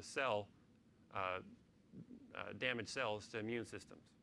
So chronic damage is upregulating the immune system and possibly triggering autoimmunity. So in contrast to apoptosis, necrosis can result from extensive damage to the cell membrane. Again, the importance of testing your RBC fatty acids, and disturbance of ion transport, getting the nutrients in the cell and the bad ones out of the cell. And one key point, which I didn't talk about here, is we know that calcium influx gets into the cell and that disturbs cellular metabolism. If you have too much calcium in the cell, that triggers cell death. Potassium is an ATP-driven cation to get into the cell.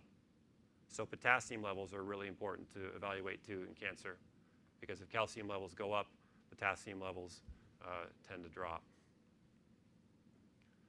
So my key point here is apoptosis is energy dependent. and it's protective. Because apoptosis is shut down in our cancer patients, it's protective, and it's energy dependent. And the energy comes from where?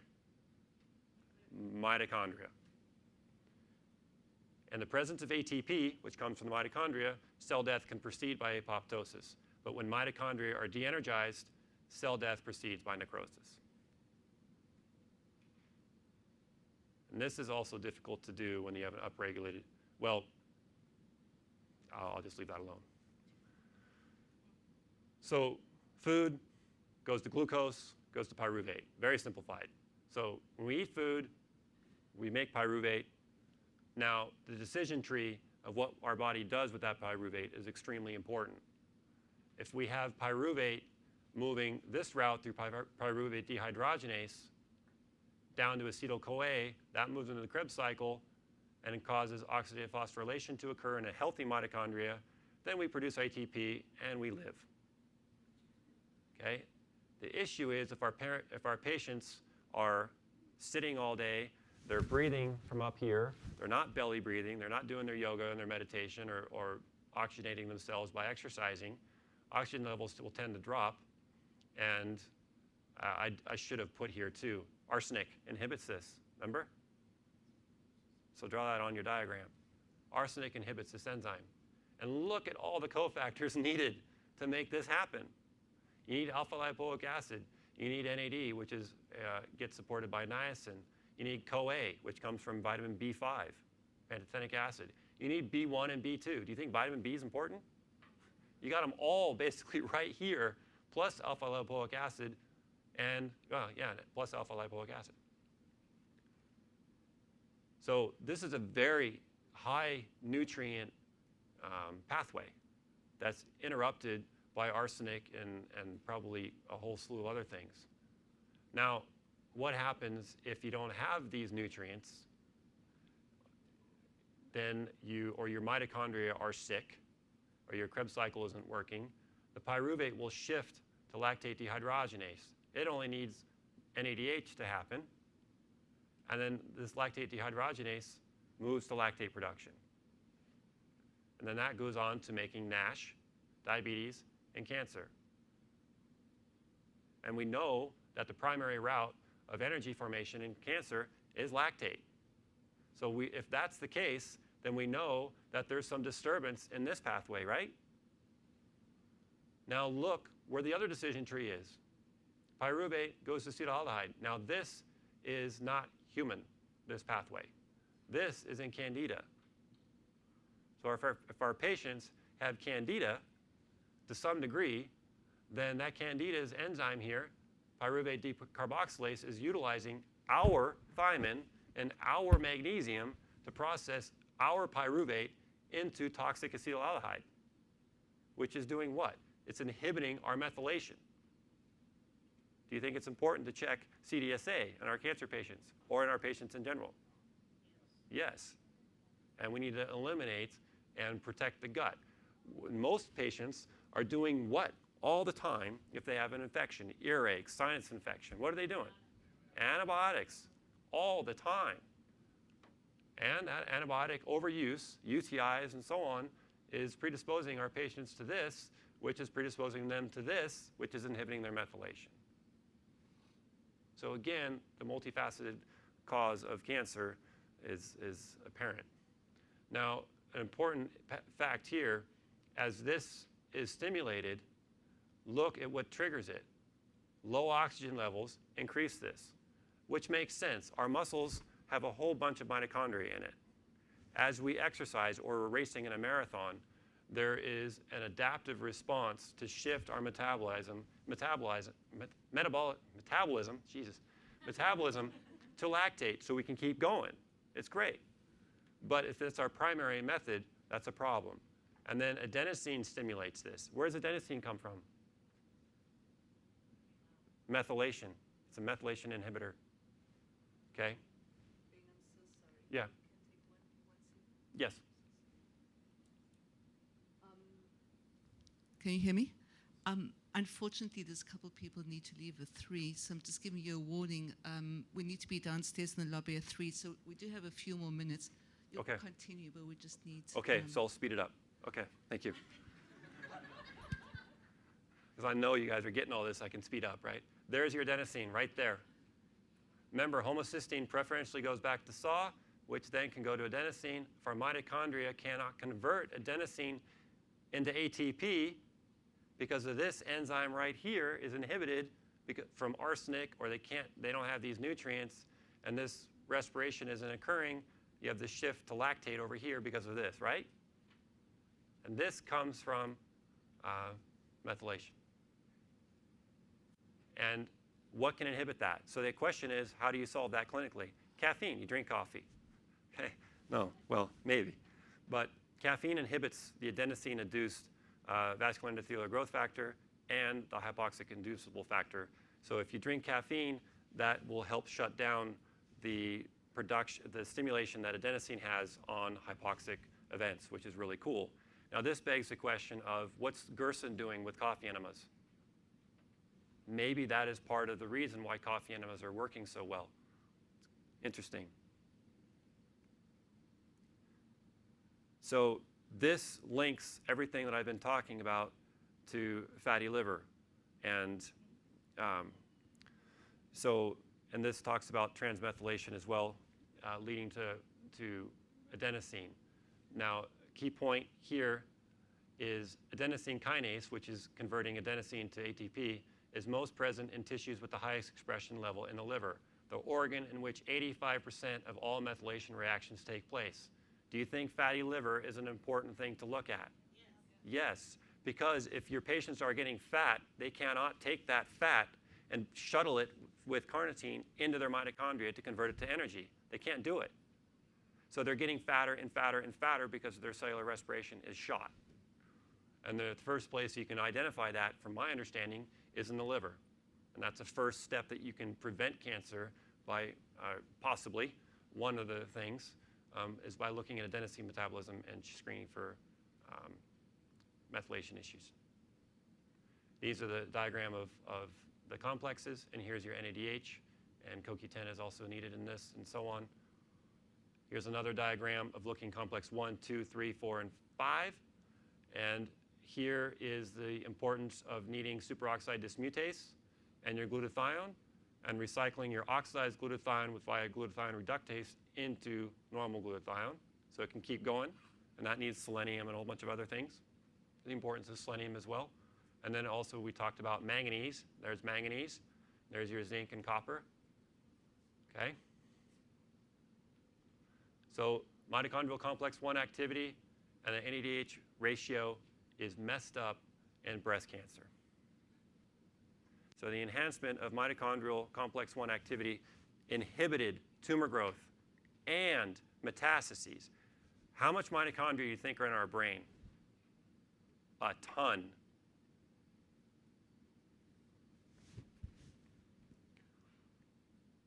So the results translate into a new therapeutic strategy, enhancing the NADH ratio balance through treatment with NAD precursors inhibited metastases.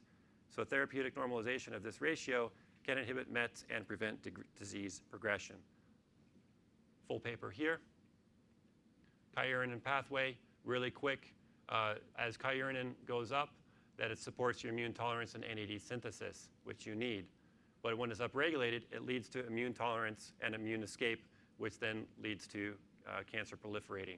So you've got to be, the key point with this is to measure kyurenin pathways or kyurenin levels in your patient. Great Plains organic acids test will do this. Great Plains organic acid test will also look at the uracilthymine levels as well. So you can just, with a simple urinary test, you can check kyurenin levels. If kyurenin levels are high, then you probably have an immune escape with your patient. And here it is on this pathway right here. Here's IDO, which is upregulated in what? Inflammation. So inflammation and LPS. LPS comes from what? Bacterial cell walls, pathogenic bacterial cell walls. So again, identifying pathogens and getting them out of our system, and also possibly why bromelain and boswellia help as well, because you're reducing inflammation. It's also proteolytic. But anyway, it moves up forward to kyurenin. So you got to be dealing with the kyurenin.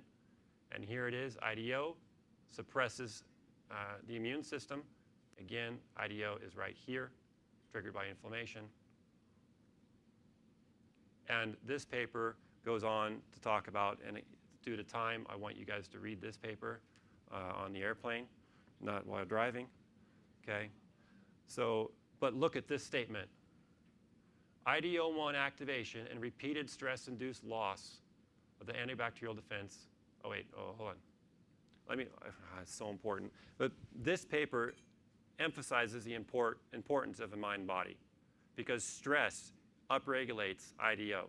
And stress also upregulates methyltransferases, which is also beyond this talk, but it's really important as well. But acute stress induces low-grade inflammation and induces the kynurenine, okay, which then leads to immune suppression.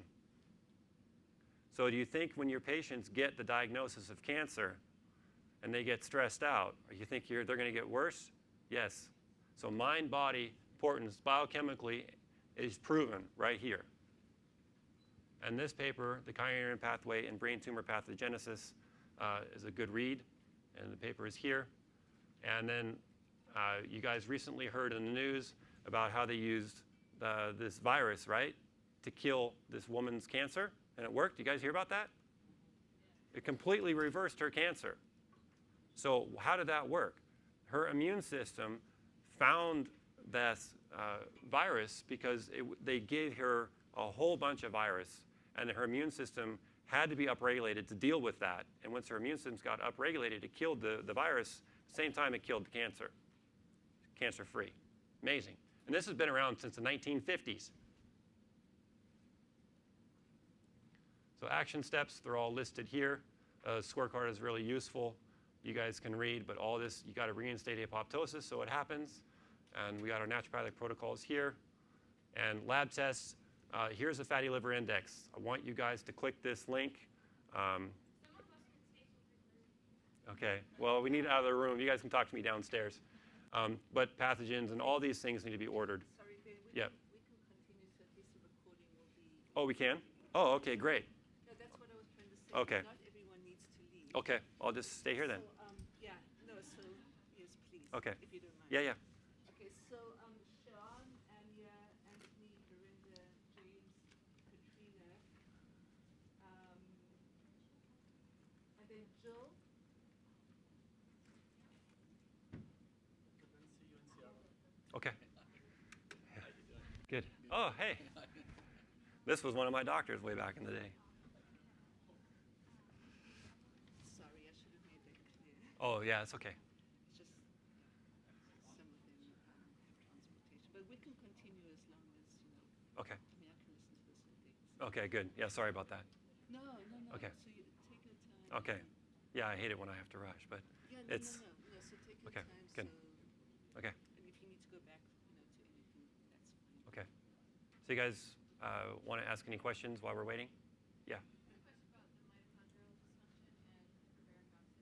Right. So the question is, with mitochondrial dysfunction, would I recommend hyperbaric oxygen chambers and treatments? I would say yes, but we have to use it in the right situation, because if we induce oxygen in the body and there's low glutathione or there's high oxidative stress, and we oxygenate their tissues and we reintroduce the oxygen in the system, we could possibly reintroduce free radicals into their system. So I think hyperbaric oxygen therapy is really important, and I did add it to the notes as therapies because it's great.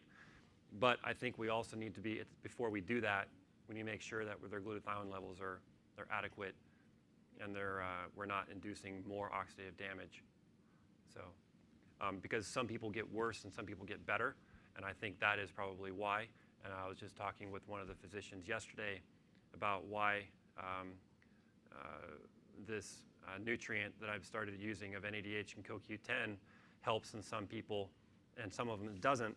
And it just hit me. It's like, well, NADH supports complex 1, which is increasing mitochondrial and cellular respiration, and people can get really crazy from it. Most people get clarity and increased acuity in their vision, while others, especially people with Lyme, they get crazy from it.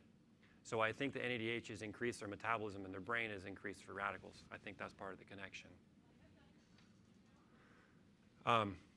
So is there any slide that you want me to back up on? Or you want me to just keep going from where I was?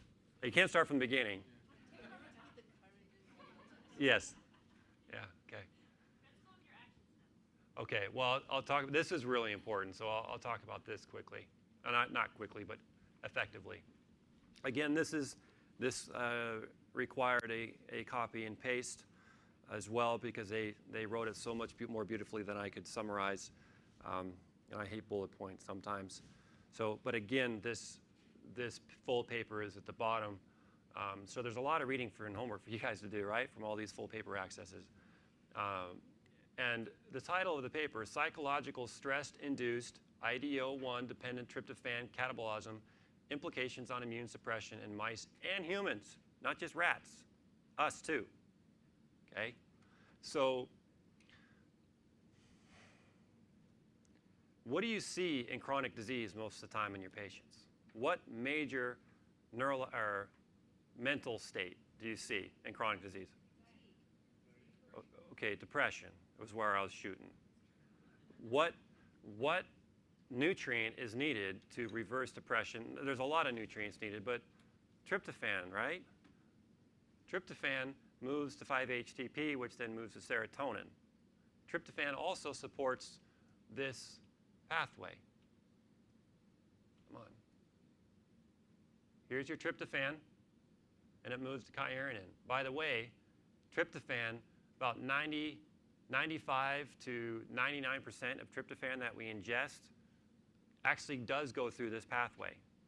But there's a whole bunch of different things here. This is extremely simplified because I don't understand it all yet.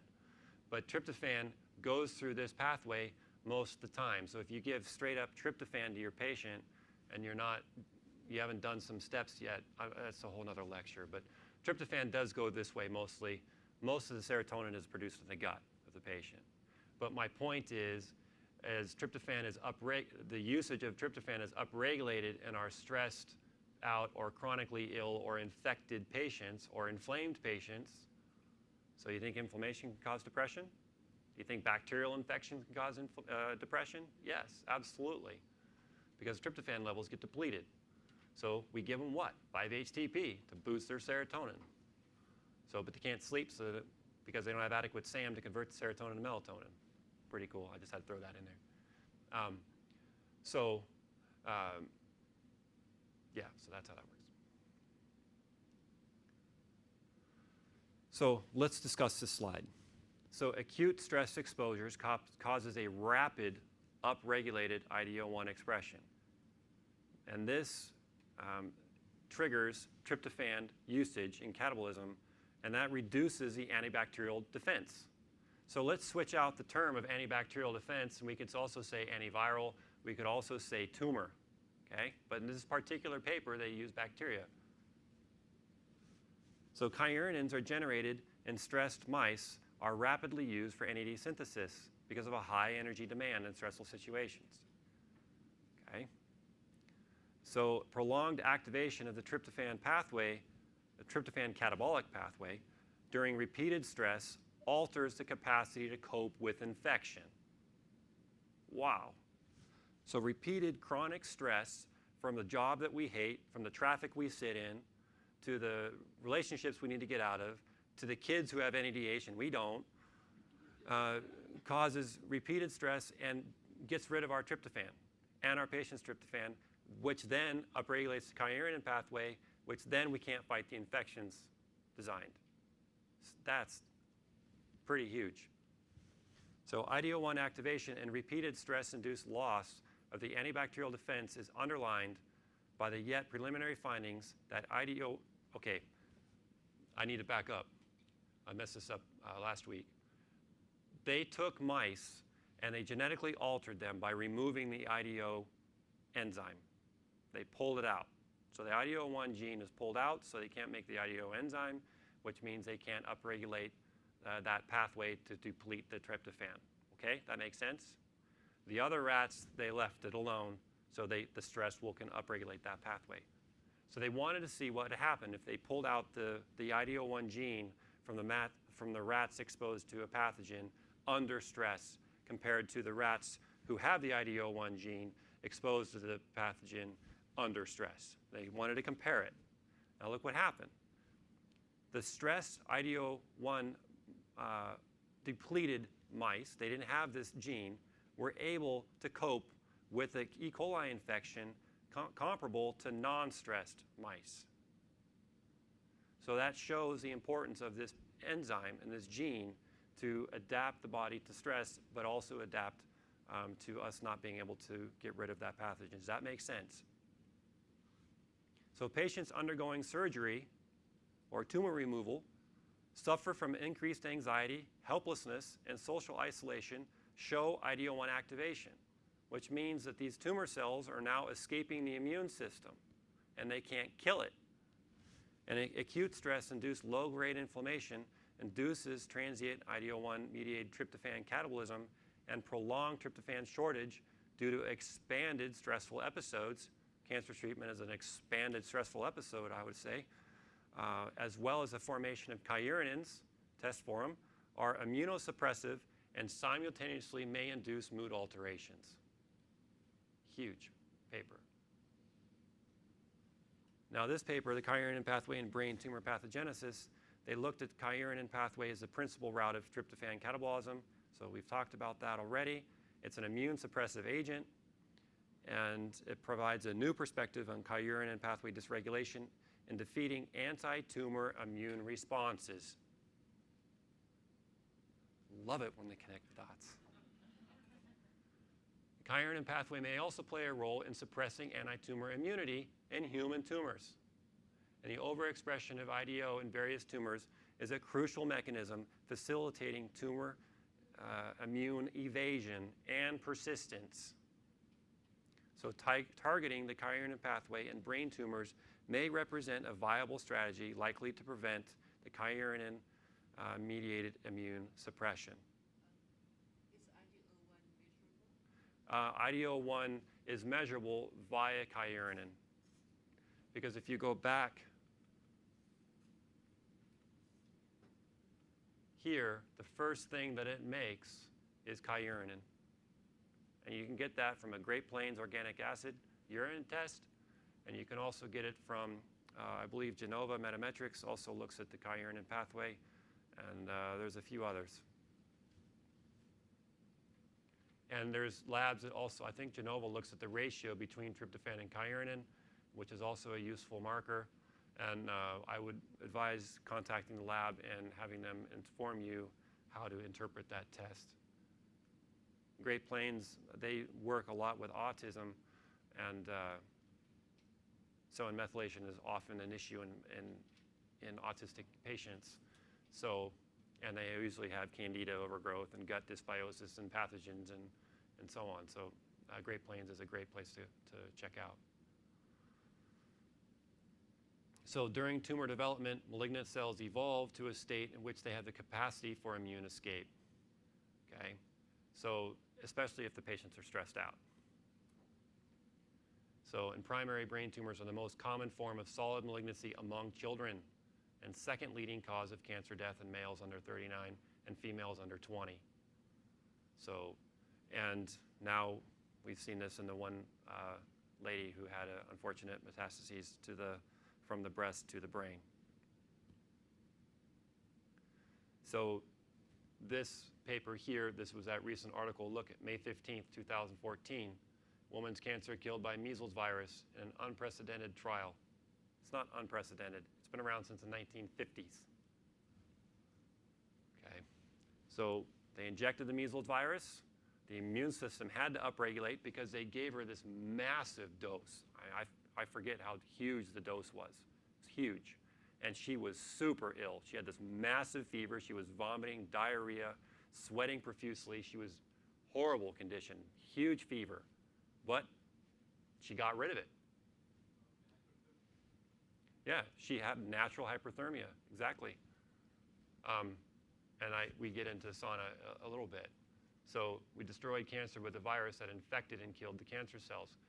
Well, yeah, but the body actually did it itself too. So I haven't read their full paper or anything. I heard about this on the news, and it was very timely. So action steps. We know that mitochondrial respiration is extremely important, and we need to be looking at that. And the maternal side gives us all of us, men, women, children, gives us the mitochondria that we need. So maternal history is extremely important. Zip code, scorecard.org. Who knows about Scorecard? Fabulous website, okay? So scorecard.org, I learned about environmental medicine, and it's basically a website that looks at the key compounds or chemicals that are released in our environment and also the key polluters. And just to give a quick story about this, recently a clinician, this gentleman here, found that one of his patients has extremely high ammonia levels and very persistent for years, 5 years, right? Persistently high, not just up and down and irregular, but persistently high. And so the question was, does this patient have Lyme or any bacterial infection, because bacterial infections in Lyme increase ammonia levels? So possibly, but since it was persistent for 5 years, it made me wonder where this guy grew up, especially when he told me that the guy lived next to a lake and fish, and that lake was closed or something due to some exposures and issues. So I was thinking maybe he was ingesting some toxins from the fish. So I asked where the zip code was, where the guy was when he was having this issue, and he's still in that same zip code. Typed it in. I looked at the main chemical that was secreted in that, or eliminated in that person's environment. Ammonia was in the top. Number one chemical released in that person's environment, over 500,000 pounds. Okay. Then I said, okay, well, that's interesting. I typed in my Seattle zip code, and I wanted to see how much ammonia was released. 5,000. So 500,000 to 5,000. Huge difference. My treatment recommendation was move. So, and that's been my treatment recommendation actually for a number of patients in the past. So preaching to the choir here about lifestyle, diet, environment, occupation, and hobbies. Hobbies are important to evaluate as well. Major illnesses and hospitalizations are important. Surgeries are important. Antibiotics are really important. Fluoroquinolone drugs inhibit the complex 1 of our mitochondria. Quinolones actually have an FDA advisory out there, yet we still have them and use them. And these can cause irreversible mitochondrial dysfunction in some people. So these people with Lyme or other issues, and they're going to fluoroquinolone toxicity, that's shutting down their mitochondria. And when you're doing screening, you do all symptoms. All symptoms. You don't do chief complaints. Chief complaint is useful, but you got to do all the symptoms so you can try to put it together. Yeah? Yeah, possible ways to inhibit the IDO. Niacin has been shown to feedback inhibit the IDO. So let's go back to this diagram. It's a good question. So if you look here, inflammation activates IDO. Okay, all these things trigger IDO. And these are the signals that favor suppression and immune suppression and immune tolerance too. So yeah, you could check for these cytokines, but you need to understand what is triggering these cytokines, right? And so we just had a report earlier today that this one gentleman's patient was improving with, was it bromelain or boswellia, okay? So boswellia is a very good anti-inflammatory. Is it also a proteolytic enzyme? I think so, but I don't know. But it's definitely really good for inflammation, right? So I'm not sure if it's a proteolytic enzyme or not. But proteolytic enzymes are also used. But we'll not talk about that because we're talking about IDOs. So boswellia is really good at reducing inflammation. And when you reduce the inflammation, you're now allowing the body's ability to fight whatever infection is there, including cancer, and because the immune system is now not suppressed. Make sense? So identifying the pathogen and using anti-inflammatories, or you can actually feedback inhibit with NAD. This feedback inhibits. I should have, maybe I did write it and designer forgot, but anyway. So you can write feedback inhibition right here underneath NAD. So niacin, I do have a paper that talks about the use of niacinamide or nicotinic acid or NADH to feedback inhibit on IDO. Now, you got to be careful with your autoimmune patients, right, with that. Because if you have immune suppression, you might get a flare in your patient. So work with the anti-inflammatories as you identify the pathogen and kill it.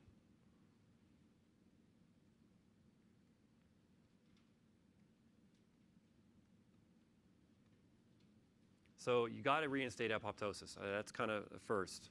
And you can do that with radiation and chemo because apoptosis actually is not, it's not natural. It's actually necrotic death is what's happening. So chemo and radiation get rid of the cancer cells, but they also affect all of our other cells.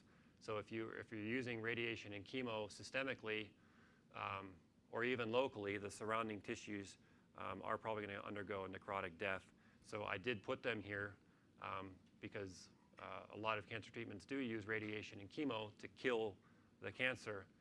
So that's really not apoptosis, that's necrosis to be more specific. But you do want to do mitochondrial support. Melatonin is a fantastic nutrient for mitochondrial support at 20 milligrams or so. So you can look at research for supporting NRF2 or supporting all the different complexes in the mitochondria. You got to shift the lactate metabolism, so you got to see if arsenic is being consumed from their diet. The number one, I shouldn't say number one, but another one I should have added is brown rice syrup. Brown rice syrup is very high in arsenic, or can be. So glutathione is very important for supporting apoptosis because if you have low glutathione, the cell is going to undergo so much. Remember, it's a degree of oxidation, remember? So if the degree of oxidation is such that there's too much, the cell goes through necrotic death, not apoptosis. You got to make sure the cell membranes are healthy enough because you got to have the ions, the nutrients to get through, and you have to support the immune system and mind, body, and intermittent fasting, and so on. Intermittent fasting, interestingly, increases NAD levels. And intermittent fasting, if it increases NAD levels, it's going to feed back on the kynurenine pathway. So intermittent fasting is also useful, but make sure that the patient is also getting adequate nutrients as well. And mild to moderate exercise increases mitochondria genesis.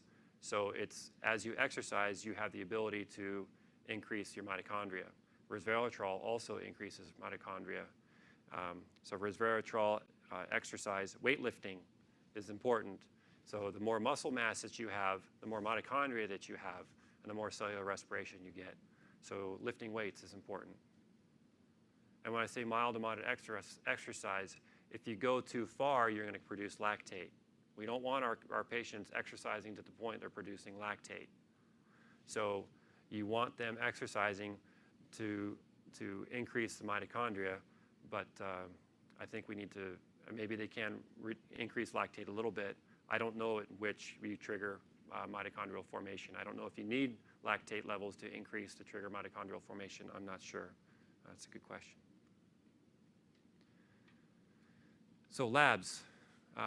Labs are very important. Fasting insulin is very important because if our fasting insulin is elevated in our patients, that means their diet isn't good or they're undergoing stress, and we need to be looking at that. And fasting insulin is readily available. This fatty liver index, it's a calculator. It's an online calculator where you enter the BMI of the patient, you enter in the various liver enzymes, and it gives you some output of fatty liver risk, which I think is important. Kynurenine, which we've discussed, uracilthymine, advanced cholesterol panel. We have to understand what types of cholesterol in our patient because some forms of cholesterol are extremely inflammatory and oxidative, while others are protective and beneficial. So we need to be ordering advanced cholesterol panels, not just your routine LDL, HDL. You need to be looking at LPA and if they're fluffy or not, or VLDLs and so on. You got to do that. That's also readily available. Oxidative stress, lipid peroxidation is useful. Superoxide and dismutase and glutathione expression can be evaluated. Whether or not it's important to check, possibly if you want to try to get the oncologist I don't know. There's so much learning curve here. it's useful. I mean, if lipid peroxidation is high, there's some memories are damaged. So you can support them with vitamin E to reduce lipid peroxidation. You make sure they're getting the right fatty acids by checking the RBC fatty acids here. Doctor's Data, I think, does have the best panel for that.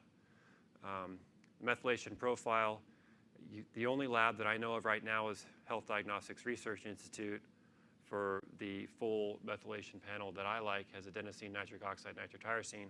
The issue with that is their turnaround time is very, very slow. So for now, I would be just using the methylation profile from Doctor's Data, as their turnaround is usually about 4 weeks. And I'm going to show you that lab here shortly. And then order adenosine separately.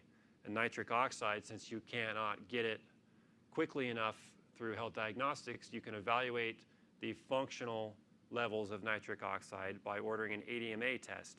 ADMA is asymmetric dimethylarginine, and that shows you if there's nitric oxide coupling or uncoupling. So ADMA you can get through Genova Metametrics. I keep saying that because they've merged. I don't know what to call them. What do I call them? Genova?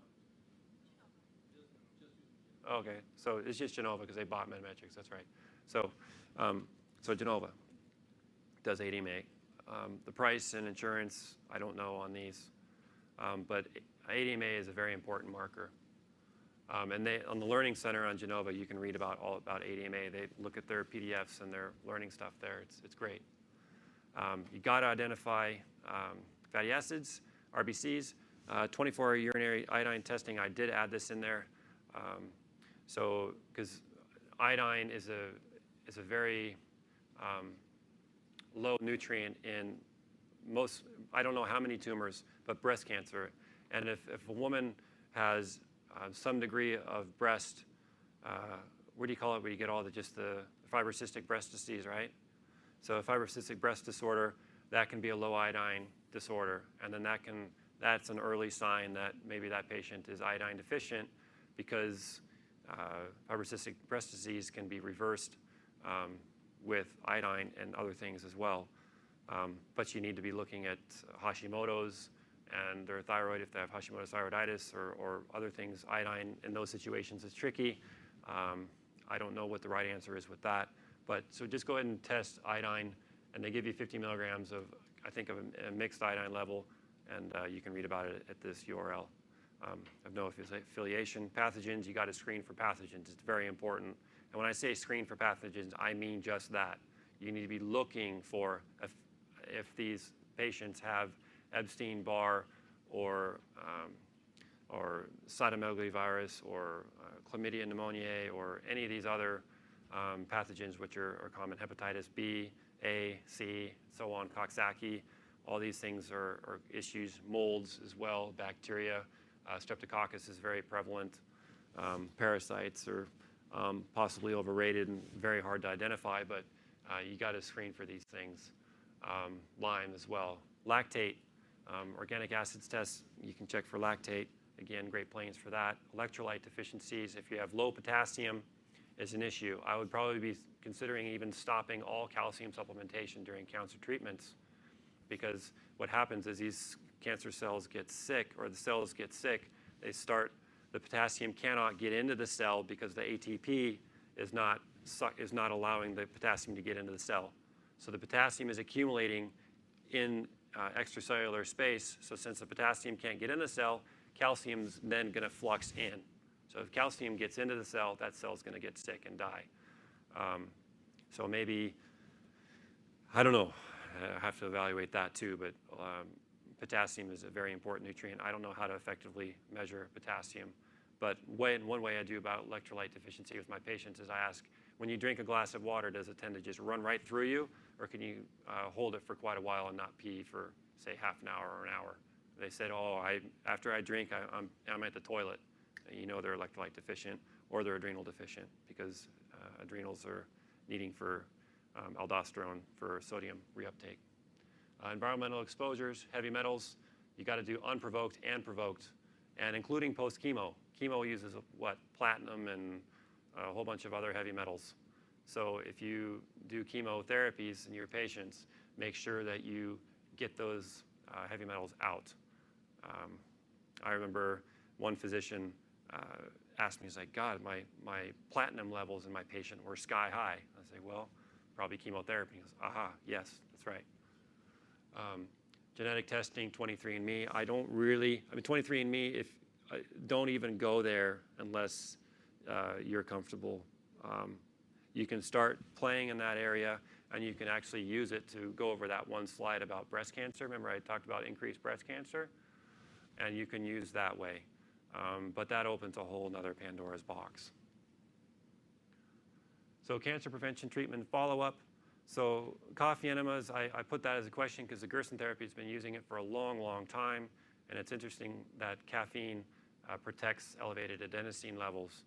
But you have to also remember that caffeine stimulates the coffee enemas. What they do is they do stimulate glutathione production, supposedly. I don't know if that's true or not, via palmitic acid. But the coffees that they use are high caffeine, and they lay on their side such, I believe on their right side, so because their colon goes like this. If we drink the coffee, we get caffeine exposure systemically. If we do a coffee retention enema and we hold it down in the sigmoid colon, we're bypassing the systemic circulation and delivering it right to the liver. If we deliver it right to the liver, the gallbladder just starts getting a caffeine buzz and starts spasming and dumping bile. So if we dump the bile, then we're dumping a lot of potential nutrients, but a lot of toxins as well. And you want to get those out of there so you can take chlorella or some fibers at the same time, just prior to. But you're also losing folate and B12 because those are enterically circulated or reabsorbed, right? So you got to make sure that you're monitoring those nutrients. Belly breathing for oxygenation. A lot of us breathe from up here and not down here. So stretching and teaching them to do that and lower their shoulders and what have you. Restricting carbs and sugars.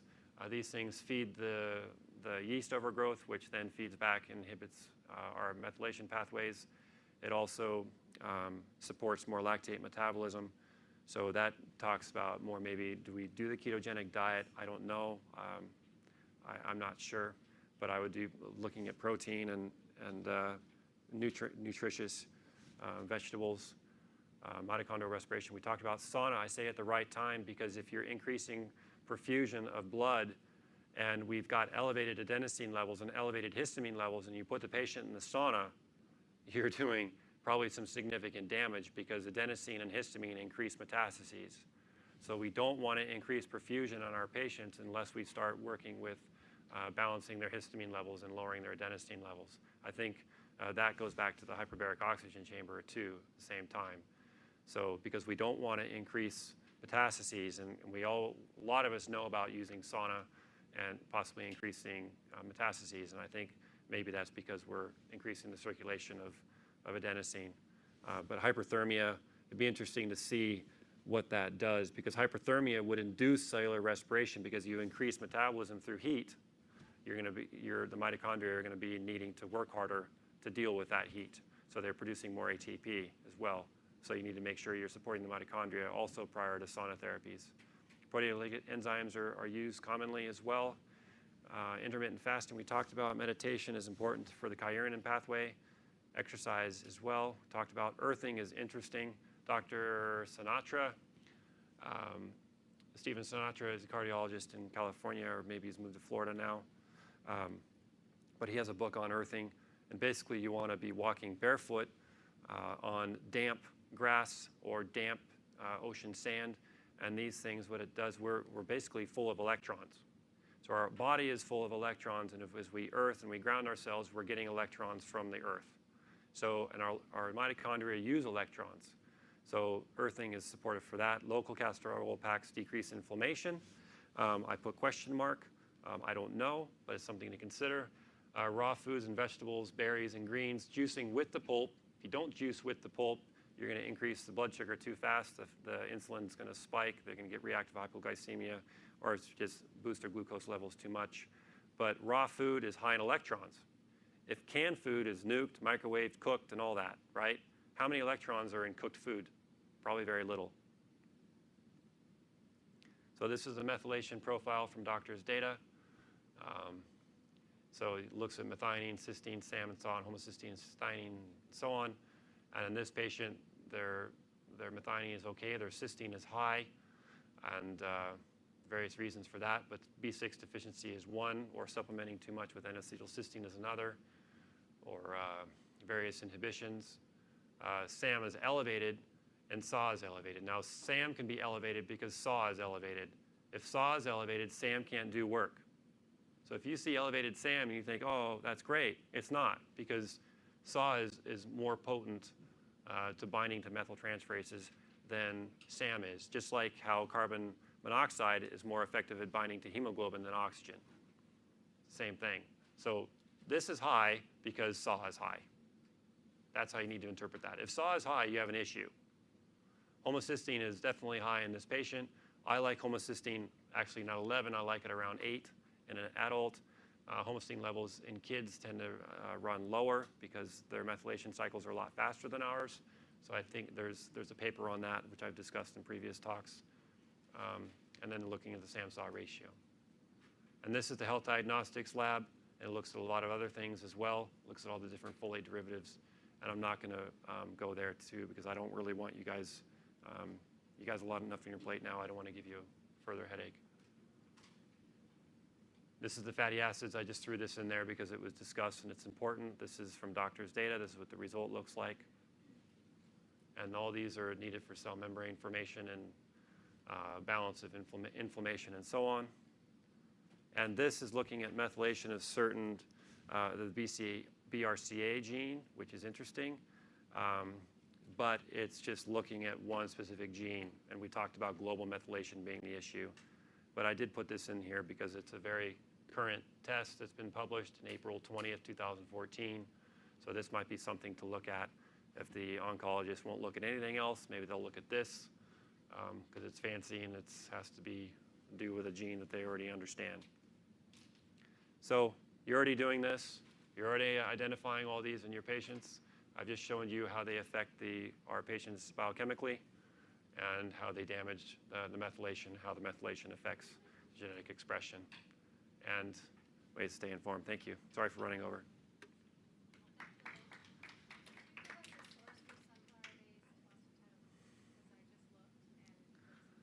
I can tell you after. It's a conflict of interest. Yeah. Any other questions? Okay. You guys are brain dead. So what do you think? Okay. Pretty, a lot of new tools, a lot of reading, but a lot of tests that you can be ordering right now, a lot of clinical things that you can be applying on Monday after your head calms down. But in all seriousness, it is a very difficult thing to grasp fully, and we never will because the body is complicated. But there's a lot of tools that we can do immediately right now, and Monday you can start. And just start. Don't be fearful. Just dive right into it and go for it. Remember, you're already doing methylation treatments anyway. Now you're just taking it to a whole new level. Thanks again. Yeah.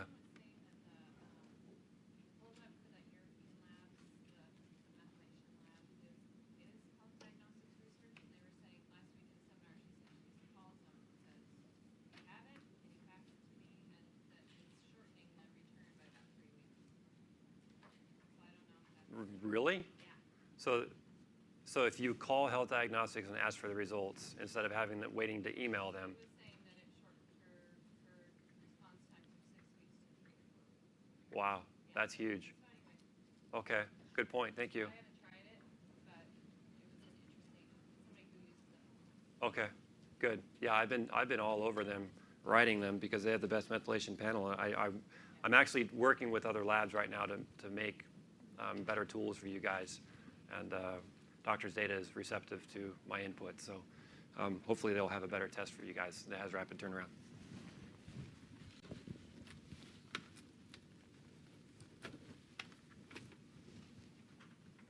Any other questions?